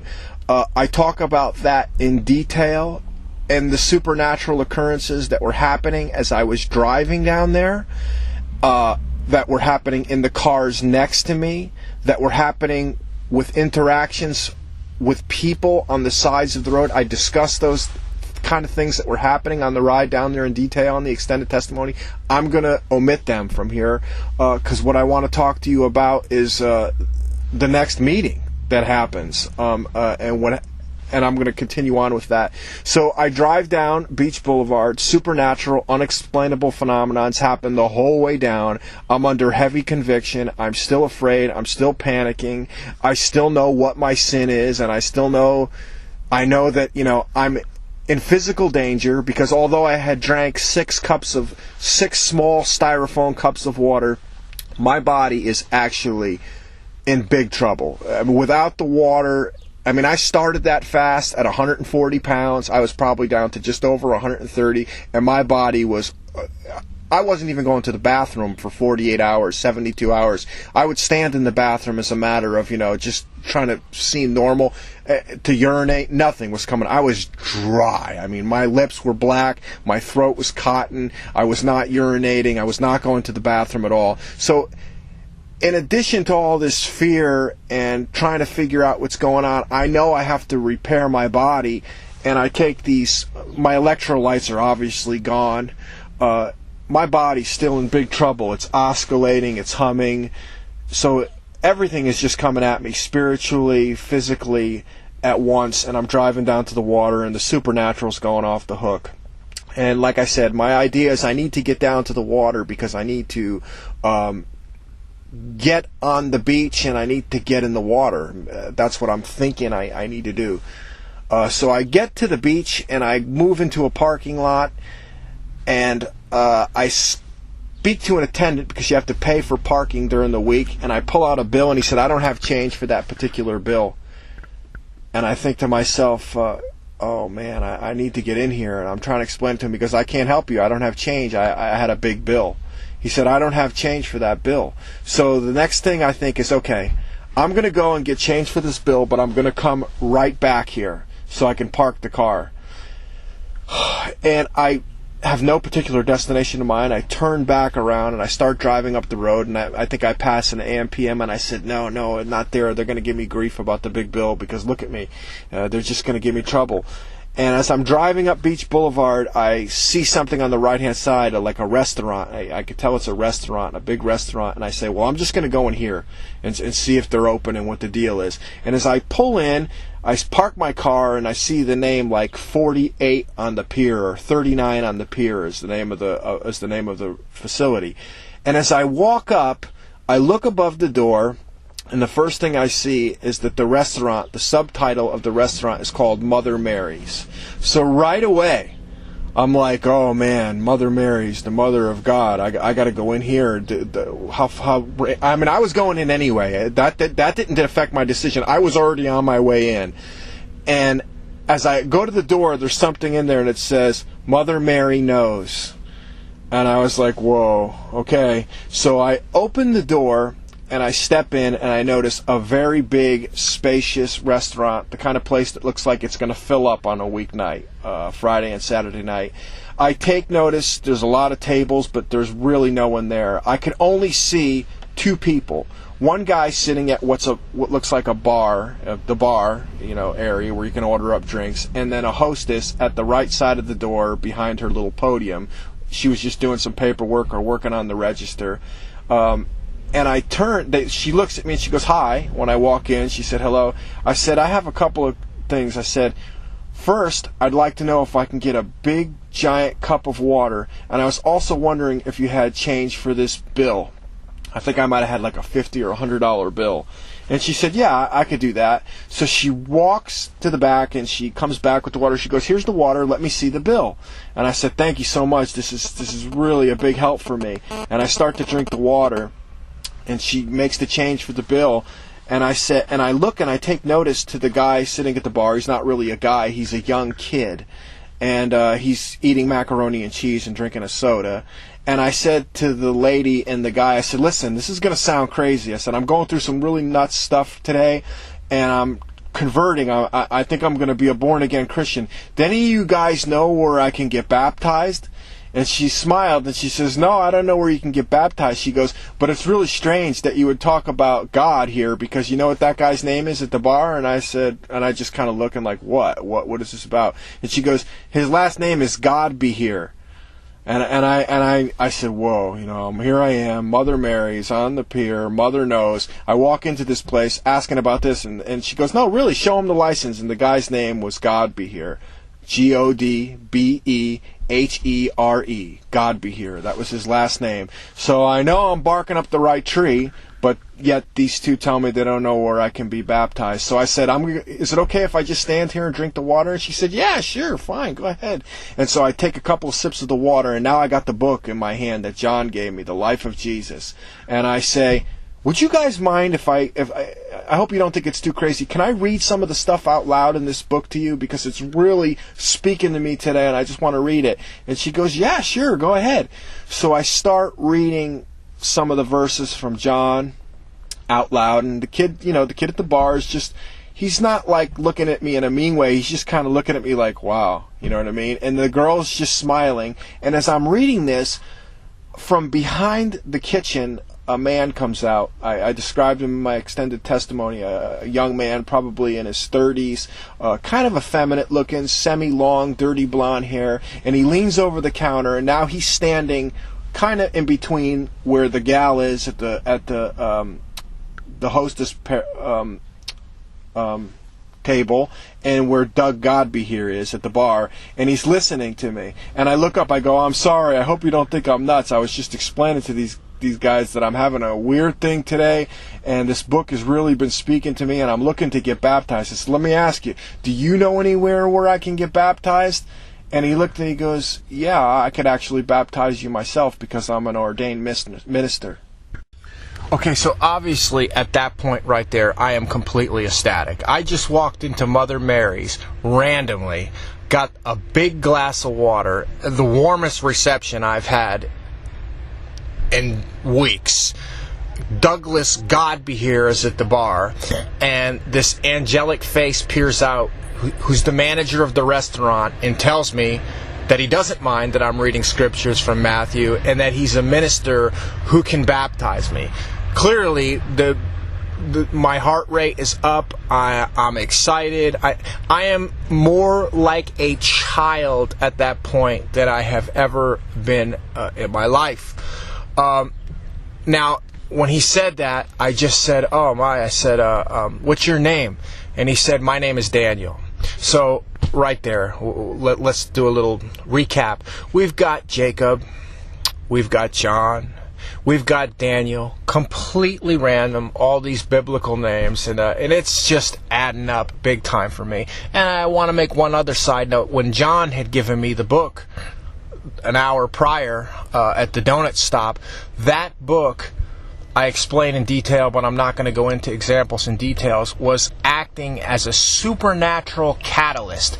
I would open the book and I would read something, and instantly my spirit would reflect and compare something in my life to what was being read by myself in that book, or I could see something and have a thought on something that was a supernatural event I said was occurring all over the place. So I'd view a supernatural event that was happening on the side of the road, and I'd open that book, and the passage I'd be able to lock it up with what was happening. So beyond explanation, it was just like knowledge was just coming in. Some of it was really scary. So I'm reaching the high at this point. Now I'm in the presence of Daniel. I'm in the presence of Doug Godby here at Mother Mary's, because I need to get down to the water. I need to get baptized, and I start to tell Daniel. I say, Daniel, there's been some crazy stuff happening. I can't even begin to squeeze it all in. I said, but I know I need to really get baptized. I just got this book, and I'm holding the book, The Life of Jesus. I said, and there's just so many things going on. And he puts his hand up as if to say to me, shh, be quiet, like don't, just relax. And he says, come with me, come here. So I walk into the back of the restaurant with him, and he goes, I'm about to have my lunch. He said, can I offer you something to eat? And I said, no. I said, I don't want anything to eat. So at that point, I'm just kind of going, do you mind if I read a couple of things out of this book with you? for you? And he goes, no. So he sits down at a table, and I'm kind of up on a bar stool across from him, and I'm not really looking at him. I'm just looking at the book, and I'm just wondering what's going to happen, and I'm going instinctively I'm just trying to get the time past until he speaks to me and tells me what needs to be done and what I have to do. Because pretty much up to that point, all he had said was, I'm a minister and I can baptize you.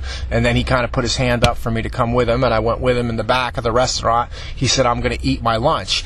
And he brought out a big bowl of soup of some kind, and as he ate the whole bowl of soup slowly, I talked to him and said, I don't remember exactly what I told him, but mostly I just kept reading scriptures from Matthew and stuff like that. And at one point, just before he was done with the soup, I had the big glass of water, a giant glass of a big styrofoam cup, like one of the ones you get at 7-Eleven, of the monster-sized drink, and I was drinking that, and I had a nervous impulse and thought, and he must have thought I was silly, but I didn't know, because I was so much like a child at that point, and I said, oh, I'm sorry, am I supposed to drink this water, or are you going to baptize me with it? And he looked at me as if I was nuts. He goes, and he pointed at the cup, and he kind of brought his eyebrow up. He said, that's for drinking, he said to me. I said, okay.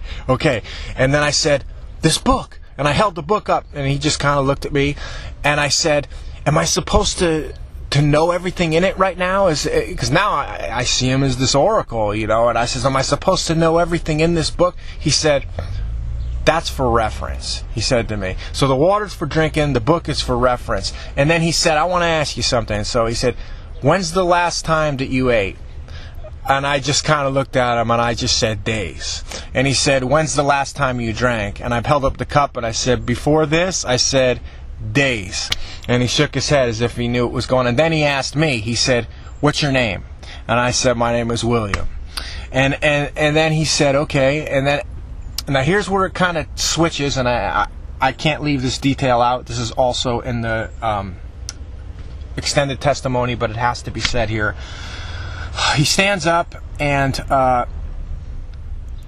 gotta turn it off. So he stands up, and he walks over to me, and for the first time, really, I stop reading, and there's nothing else, and I just look up, and he's close to me, and I try to make eye contact with him, and I bring my head up, and I make eye contact with Daniel for a couple of seconds for the first time. Now, I'm going to stop the story for 1 second, and I want, because it's just so important, because I had to go through and figure out what it was that happened next, or how to explain it, or get by it and get over it and move on. In Ephesians, long before I knew what Ephesians 6:12 was, it talks about principalities and spiritualities and higher places, and it talks about how you need to put on the full armor of God, the helmet of salvation, and the breastplate of righteousness, and the sword of truth. And we know the scriptures, because what that does, once you have the word of God as part of the full armor, you understand things like spiritual warfare and how the devil's going to come at you. And especially as someone who's coming from, I'm on the road that whole morning, basically, of leaving my past behind, of moving from darkness to where I'm going to make an attempt to be in the light. And if anyone who knows the basics of spiritual warfare, as I do now, but knew nothing about them then, knows that the enemy, Hasatan, Satan, has an arsenal of weapons that he can use. And we also know, as par for the course with spiritual warfare, that what happens is that the closer you get to God, the more Satan releases the demons upon you, and he has a number of things that he can do to sidetrack you and to blow you off. Now, it wasn't happening. He wasn't on me when I walked in that place. Maybe the demons that were following me, the principalities that were working through them, those were demonic manifestations pursuing me and unsettling me. I'm sure of that. But as was the case when I walked into Jacob, that was a principality of a higher order of the Lord. When I saw the principality and the manifestation of the flesh of the Angelic Armenian, that was a principality of the Lord. And in between, the principalities and manifestations of the demons were coming up with the 12 guys who were talking about me, the people who were following me and mocking me. When I walked into that restaurant and I saw Daniel, that was a principality and a manifestation, to the best of my knowledge at this point, of an angelic source. So here I was about to receive what I was looking for, which was my baptism and my conversion. Let me just tell you what happens and how I think it happens. What I think happens is that the devil sends out a last-minute spike, because in Satan's kingdom, when this kind of thing is happening, I was someone who was already in allegiance with Satan, so he wasn't going to let me go. And he can use a number of methods to screw you up. Obviously, something like a temptation or drugs or substance wasn't something that was going to blow us.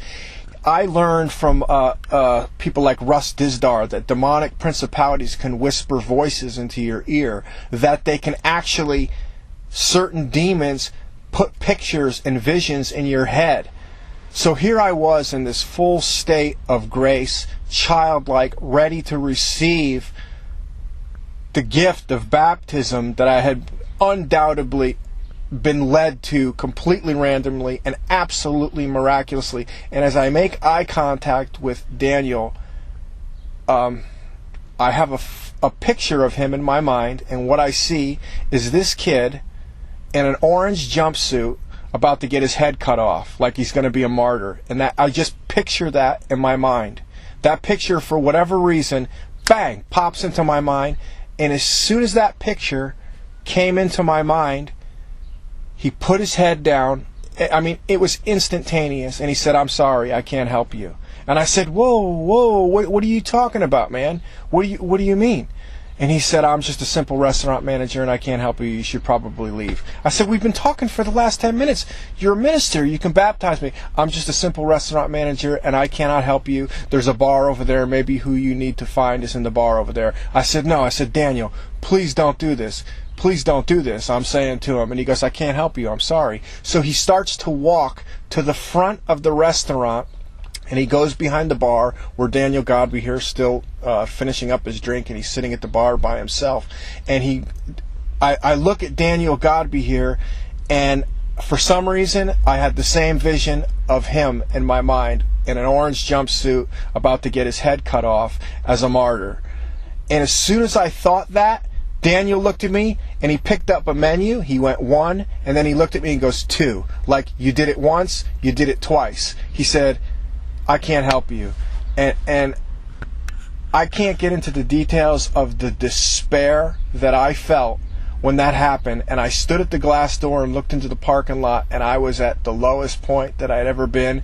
And I thought, as soon as I opened that door, and I exited that restaurant, that I would be shot by a sniper, or that some gang members would come up and just kill me. I thought, okay, this is because at that point I'm thinking it's on me. You know, I was spiked by a fiery dart of the enemy, and that is all I know. I had one. It was like I was lit up with this childlike demeanor by the Spirit. I was where I needed to be, and he rebuked me. Basically, what happens is, now I understand it as, I was building up, and then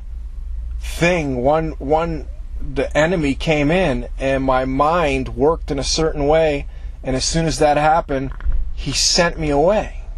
And I had blown it. I had thought that I had blown it, and it was over, and it was terrifying to be rebuked, to work up to that point, and then get kicked to the curb, as they say.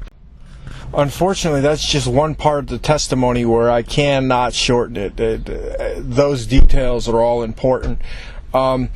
And this is something else I feel as though, I mean, I want to move on to the next part of the story, but I have to speculate a little bit about a few things, because I have to clear it up, and I have to say this for the record, for myself, for my soul, for my sanity, and in the presence of God, you know, to take it as a consideration, because I still have problems understanding what happened there, and I still try to rationalize it with my carnal, rational mind. And the truth is that everything that happened has nothing to do with rationale or carnality. It was completely spiritual, and it was completely holy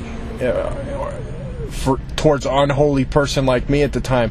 Here's my excuse, man. You know, I mean, I learned about Ephesians, and I don't know what made those pictures come into my mind. Certainly I know I would never do anything to hurt that person, and certainly I would never want anybody to hurt any of the people that I met that day. So the idea of being rebuked, I've had to have a serious amount of thought about why he rebuked me, because if my logic tells me if he's this angelic being and he's a principality, I think maybe it just comes down to a couple of different things. One, the Lord was in that room. He was there. Jesus was there. And even though it may have been a fiery dart, or it was a fiery dart of the enemy. Now, if I was thinking some violence that I wanted to perpetrate against this guy, I could see it. Or if I said something blasphemous about this guy in my mind, I could see it. But it was just a picture that randomly came up in my mind, and I think that the Lord wanted me to know that everything was going to be subjected to judgment on that day, and and in the bigger picture, that I was walking a very fine line, and that it had to be constantly proved throughout that day that nothing I thought, nothing I said, or nothing I did was going to go outside the all scrutinizing eye of the Spirit that was on me during that time. That's why I believe I was rebuked, not because I was evil, but you start playing, then the devil really, because his little fiery dart worked, and what starts to happen then is you start to think, am I evil? Am I just predestined? I've just been rebuked by the highest principality of angelic form that I've met all day, and it's been building up to it. Does this mean I'm done? Does this mean... So, and not only am I saying that, I'm starting to believe it at that point, and now I know I'm going to be murdered that night. That night I'll be murdered. I'm 99% sure of it, because I've just been rebuked by the highest angelic principality in the form of the flesh that I've met all day, and it was the person that I was supposed to meet because of all the mitigating circumstances around that meeting. Now here's another thing I'd like to add into that. Clearly, I was baptized several days later at what I would call like a mega church, and there was some things that happened. I'm going to fill in the blanks between that, and that's where I'll end it. But that wasn't a supernatural experience. That was on the advice of someone who I talked to, and it was a more normal unfolding process where I walk into a church. But the thing with Daniel and that particular incident was, time was of the essence. Time was of the essence. And this is in no way to question the motives of the Lord in leading me in the way that He did, and bringing me to the places that He brought me, or putting the people and principalities and manifestations of angelic forms in front of me the way He did. It's not to question Him or say He did something wrong. I just have to, because I'm here now, and I have to speculate on it, and I have to try to understand it, and I have to try to find the best possible rationale and reason in it for what happened, for being rebuked at that point. And I think not to come off as an excuse, but the truth of the matter is, if I'm to draw an analogy, if someone walks into an emergency room, and they're on a construction site, and they just cut their hand off and they're bleeding profusely, and they got a tourniquet on their arm, and they walk to the doctor on duty and say, "Doctor, I'm in trouble and I need you to fix this," is the doctor going to say to you, "I'm about to have my lunch, so why don't you just sit down and talk to me about how this injury happened, and then I'll get to it after"? Like I said, this is not to put any blame to say that he did anything wrong or that God did anything wrong, but my thought is this: time was of the essence with me. Time was of the essence. I needed to get in the water right away. I don't know what Daniel's plans were for me. I don't know if he was going to baptize me that day. He sent me away very quickly. I don't know if he was going to say, "Okay, Thursday morning, I want you to come here, and I'll meet you down here, or we'll go to my church." I had no idea what his plans were. All I knew is that I was in a state of spiritual red alert. I mean, I told you guys what happened before. I'm not saying he should have known that, or it was his responsibility to know that, but I needed to get in the water right then. I mean, if there's one thing that could have been perfect is if he said, "Come with me don't say nothing, stay in prayer, get in my car, and we could have drove three blocks down to the water. He could have took me right in the water and did it right there. And I think that was what really needed to be done. But who am I to question? This was the Lord who was doing this at this point. This is divine appointments that are happening. So I'm nobody to question it. All I'm trying to do is find a reason, sadly, based on only my limited amount of intellect as flesh and my carnal knowledge as a person, to justify how I was rebuked because a fiery dart of the enemy came unto me. Because I can't live on in my life thinking, oh, I'm just plain evil, because then the devil wins. I want redemption. So I've reached a state of repentance since then, and I'm really trying to live my life in a much better way since that time. So I have to make these comments about when I was rebuked by Daniel at that point in the escalation of events, because if not, what am I to think, that I was just doomed from the start? I don't want to go there. I don't want to go there. I mean, in essence, to give in to what I was feeling in my spirit at that point as I left would be, there's no hope for me. So it was either, although that I did entertain that notion and idea, and it was terrifying that there's no hope for me, I was still walking, I was still in the flesh, and I still had time to do something before I was killed, I believe. And when I left there, I tell all the details about what happens as I'm driving, more of the supernatural on the side of the road, more of the supernatural from the drivers around me. There was details I talk about in the extended testimony where I'm opening the book, The Life of Jesus, and stuff is just reflecting. There's all kinds of crazy stuff and demonic manifestations, neutral manifestations just going on in my head. And when I leave there, I'm glad I posted the details of what happened in my extended story, because I can't even talk about them right now. I mean, I'm just thinking about them right here. We're talking 3 years later, and it's difficult to speak on. Because, to entertain those kind of ideas or to think about them or try to rationalize them with the human mind means that I'm walking in the flesh, but I'm damned, and my spirit's dead, and I got nothing to look forward to but hell. And you know what? That was where I was at when I was doing that, but I was still alive, and I needed to try to figure out what to do, and something in me kept me going. I think it was the fear of dying and going to hell and facing a final judgment. I mean, that's really what this is about. No one can help me at this point. There's nothing anybody can do to help me, and I'm about to learn that. I mean, as I leave, I start to try to make the first of a series of phone calls, and I realize, my family is done with me at that point. I try to call some relatives and I'm basically trying to say last goodbyes to people. They think I'm on drugs. I'm not on drugs. And it's just, I realize how isolated I am in this. I try to go to an old friend's house, or someone who I considered to be my friend, that night.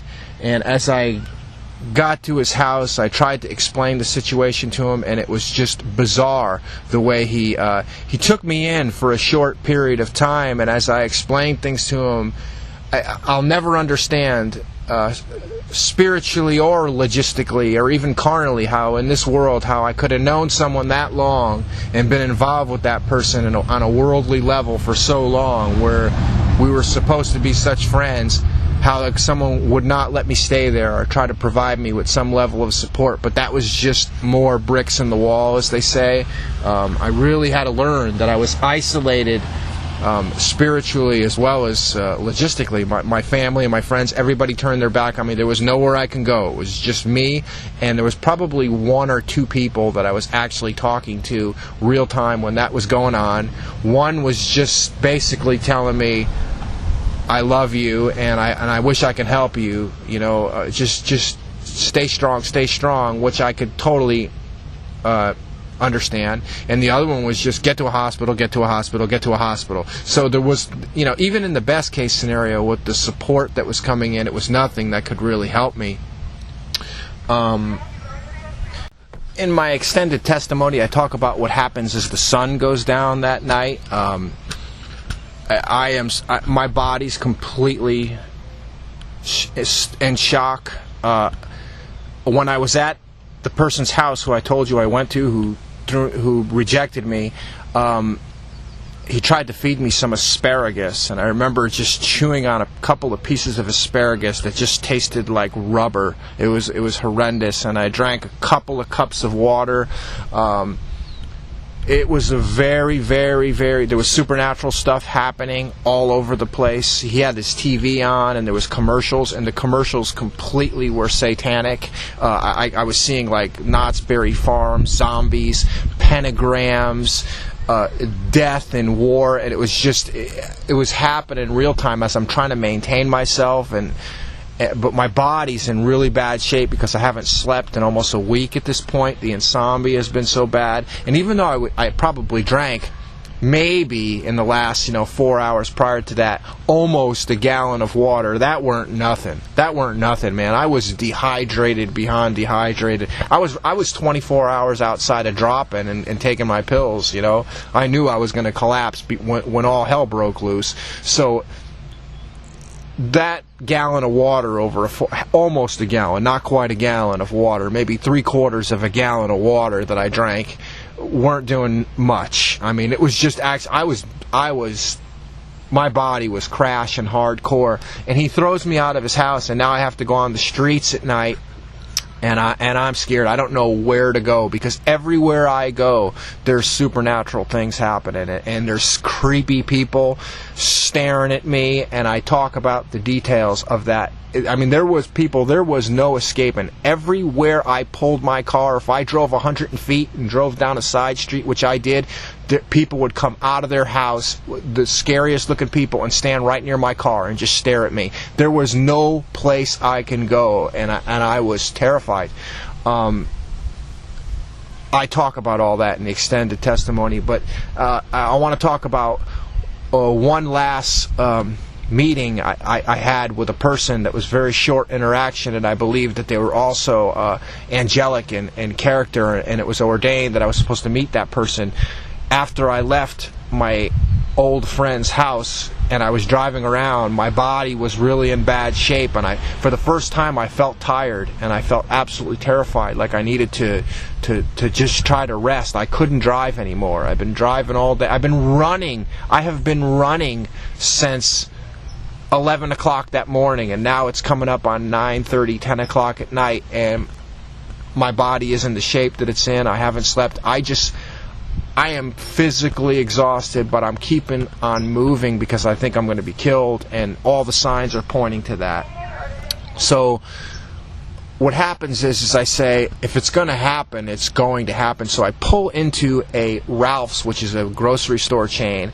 They're usually open till, I don't know, maybe 10, 11, 12 at night, and the parking lot was fairly empty, and I said, okay, well, I'm going to pull in here, and I'm just going to stop, and I just want to go in the back and hide under the blankets. That's what I'm thinking. I'm just going to go in my van. So I pull into the Ralph's, and of course, I described this. As soon as I pull into the Ralph's, there's 3 cars following me, okay? And what they do is I park way off into the distance of the parking lot, and all 3 cars in a caravan, as if they're all together, each one has a big giant cross in the window.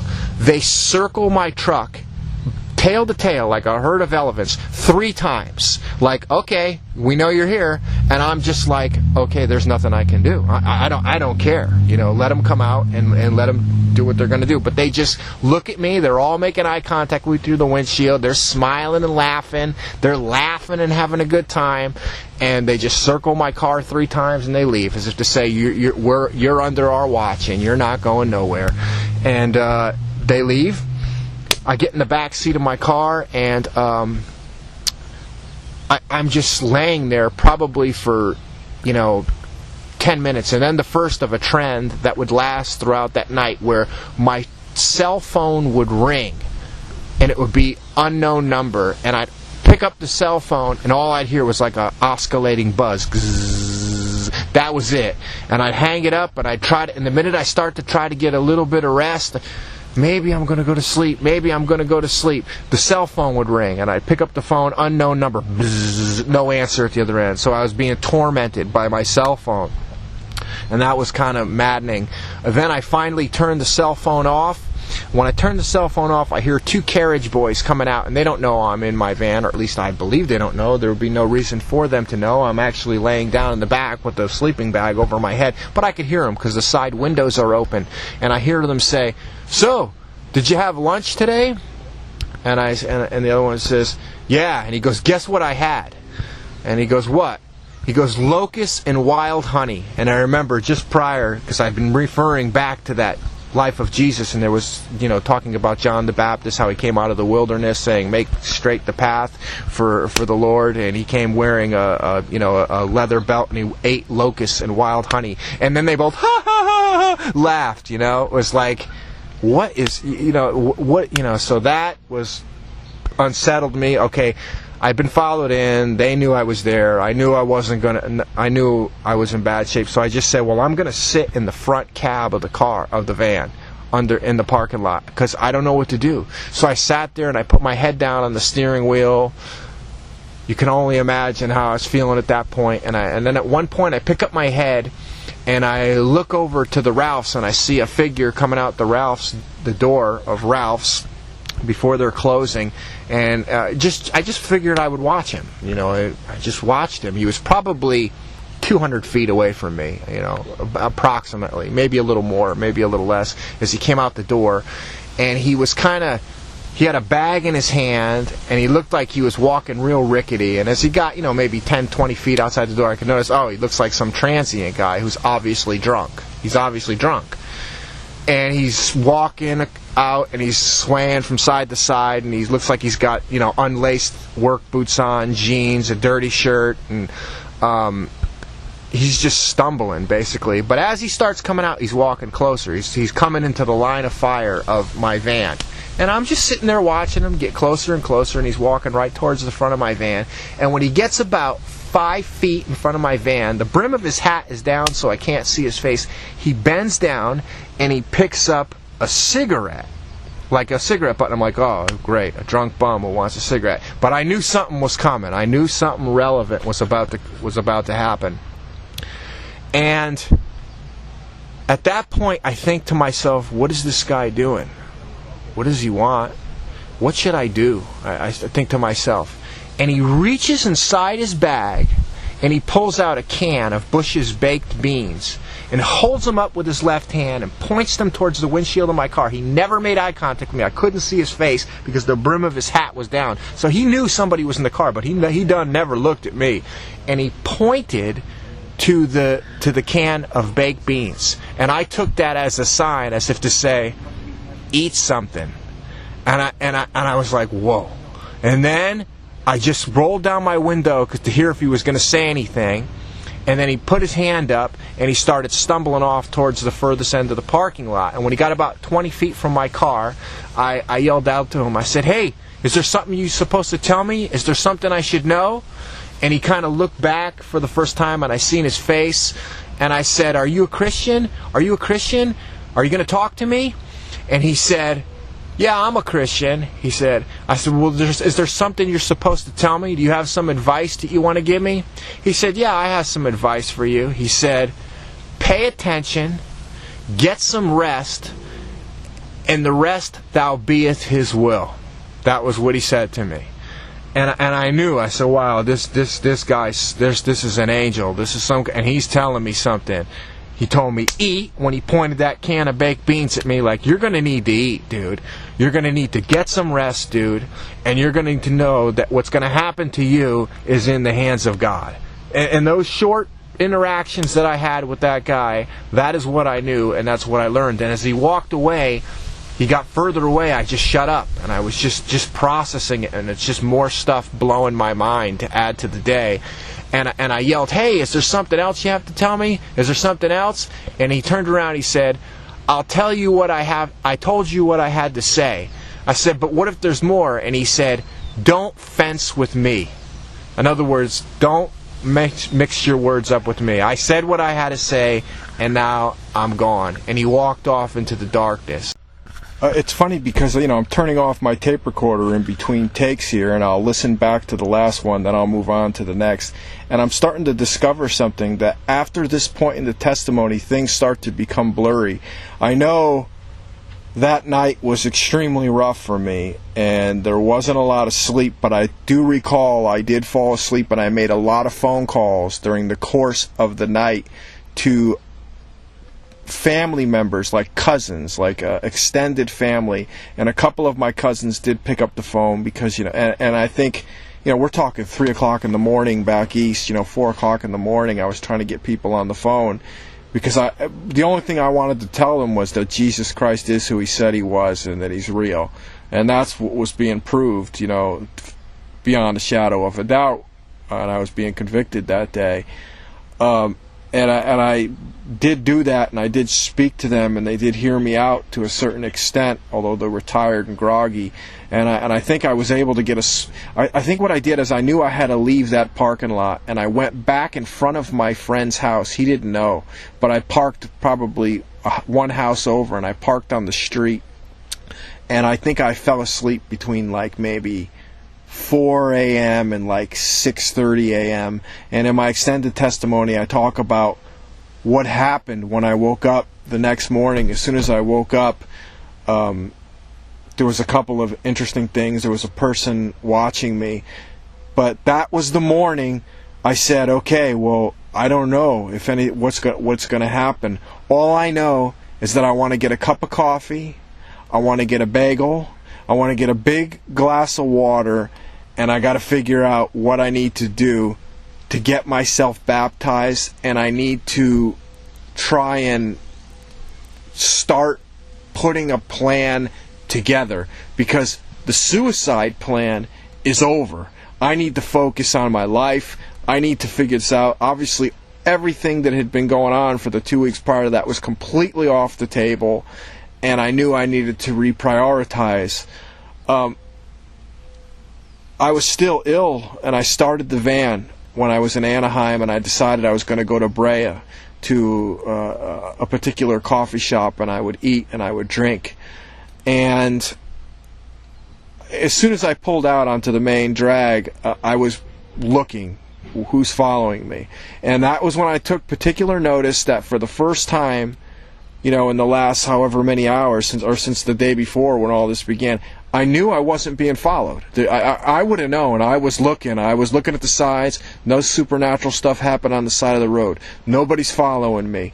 I would say that morning between, we're talking the morning of March the 13th, 2012, my cell phone began to ring, and there was sort of a semi-small group of people from back east who had contacted some mental health agencies.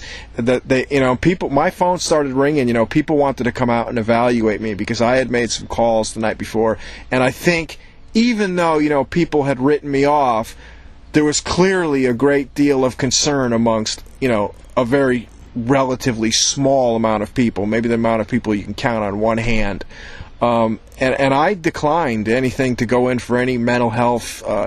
I entertained the idea of it from a few people, but for the most part, I didn't know what was going to happen. I just knew I couldn't focus on the suicide attempt anymore because clearly that was off the table, and I knew that I couldn't torture myself with the fact that I had been rebuked by the highest principality. All I knew is that I was alive and I hadn't been murdered as I thought I would be, and I needed to go and carry on and begin the process of doing what I said I intended to do the day before when I was with John, and when he asked me the one question, and I confessed to him that the things I had done, and I stood up off the bench and I said, "Oh God, please forgive me. Give me time to make things right. Give me time to make things better." I knew at that point that I had to begin that process,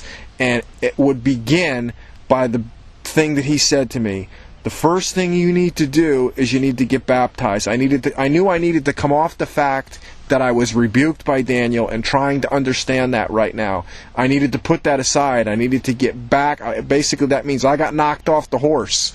I needed to try to get back on the horse and do what I needed to do to get on this path to have my sins forgiven and redemption. And I knew the first thing when I woke up to that morning is I needed to pay attention, which is the second part of what the bum told me who stumbled in my car. Get some rest. I had got some rest. And I knew the next thing was I needed to get something to eat. I needed to get something to eat. And it was amazing. I drove to the city of Brea from Anaheim. As I said, I did not notice anybody on my back at that point or on my tail at that point. And I took notice to that. And when I got into that Pier, it was early in the morning.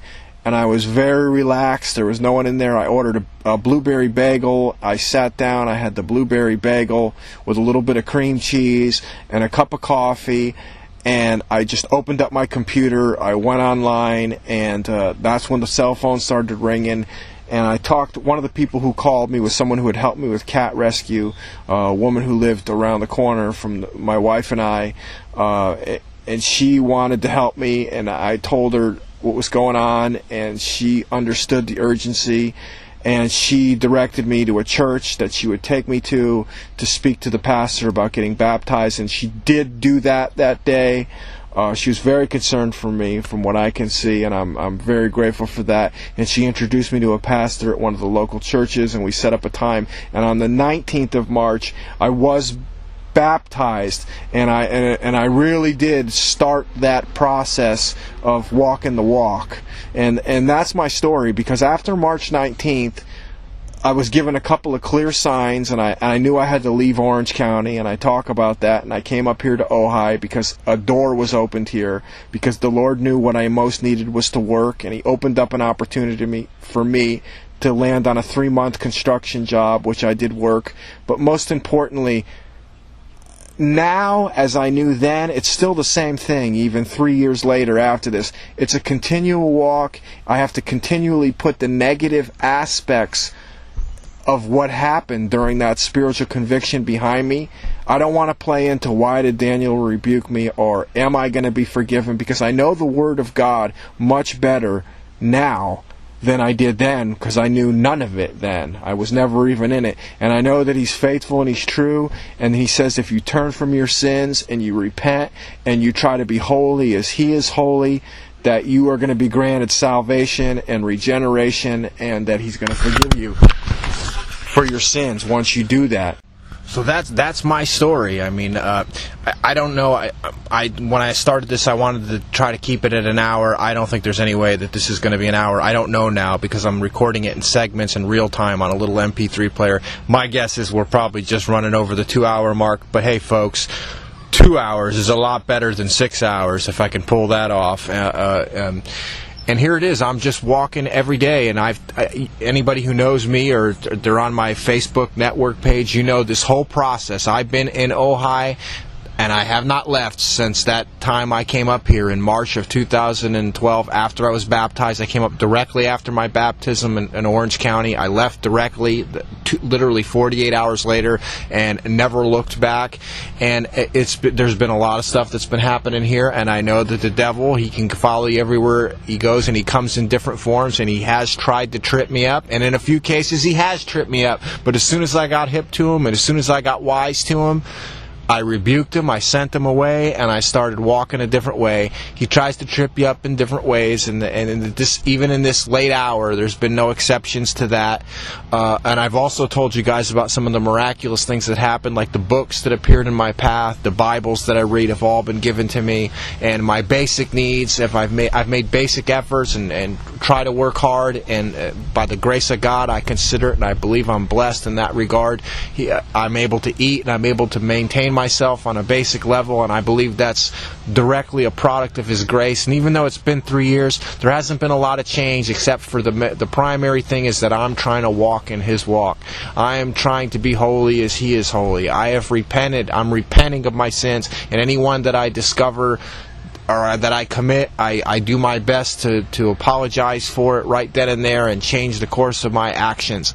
I'm in the Word almost daily. I'm around people. I have discernment. He's given me discernment, I believe, to understand who the teachers are that I need to listen to, and I believe He's given me discernment in this time to understand who the people are and the teachers are that I need to stay away from. He draws me to the correct doctrine, and He leads me away from the incorrect doctrine. He's led me to an understanding of the Great Commission, and I pray. He's told me about intercessory prayer. I pray for my family. I pray for my friends. And I pray that everybody comes to a saving knowledge of Jesus Christ. I understand the Great Commission, and I want to go out there, and I'm constantly plotting ways to get out there and plant the seed of Jesus Christ in the hearts of people so that they can get the Holy Spirit and that they don't have to go to hell or they don't have to be convicted. And that's the way I live my life now. You know, a lot of things have changed. All the material's gone. All the security, the material security is gone. The rescue animals are gone. My wife is gone. All the people I love and my family are far from me now, and I live alone. And I try not to focus on that. I try to focus on the good things of God, because every good thing is a gift from God. That's what we learn in the Scriptures. And I just want to stay in His Word, and I want to finish the race, and I want to get the victor's crown, however that has to be done. And I want to take as many people with me as I could. And that's my testimony, and that's my story, and thank you for listening.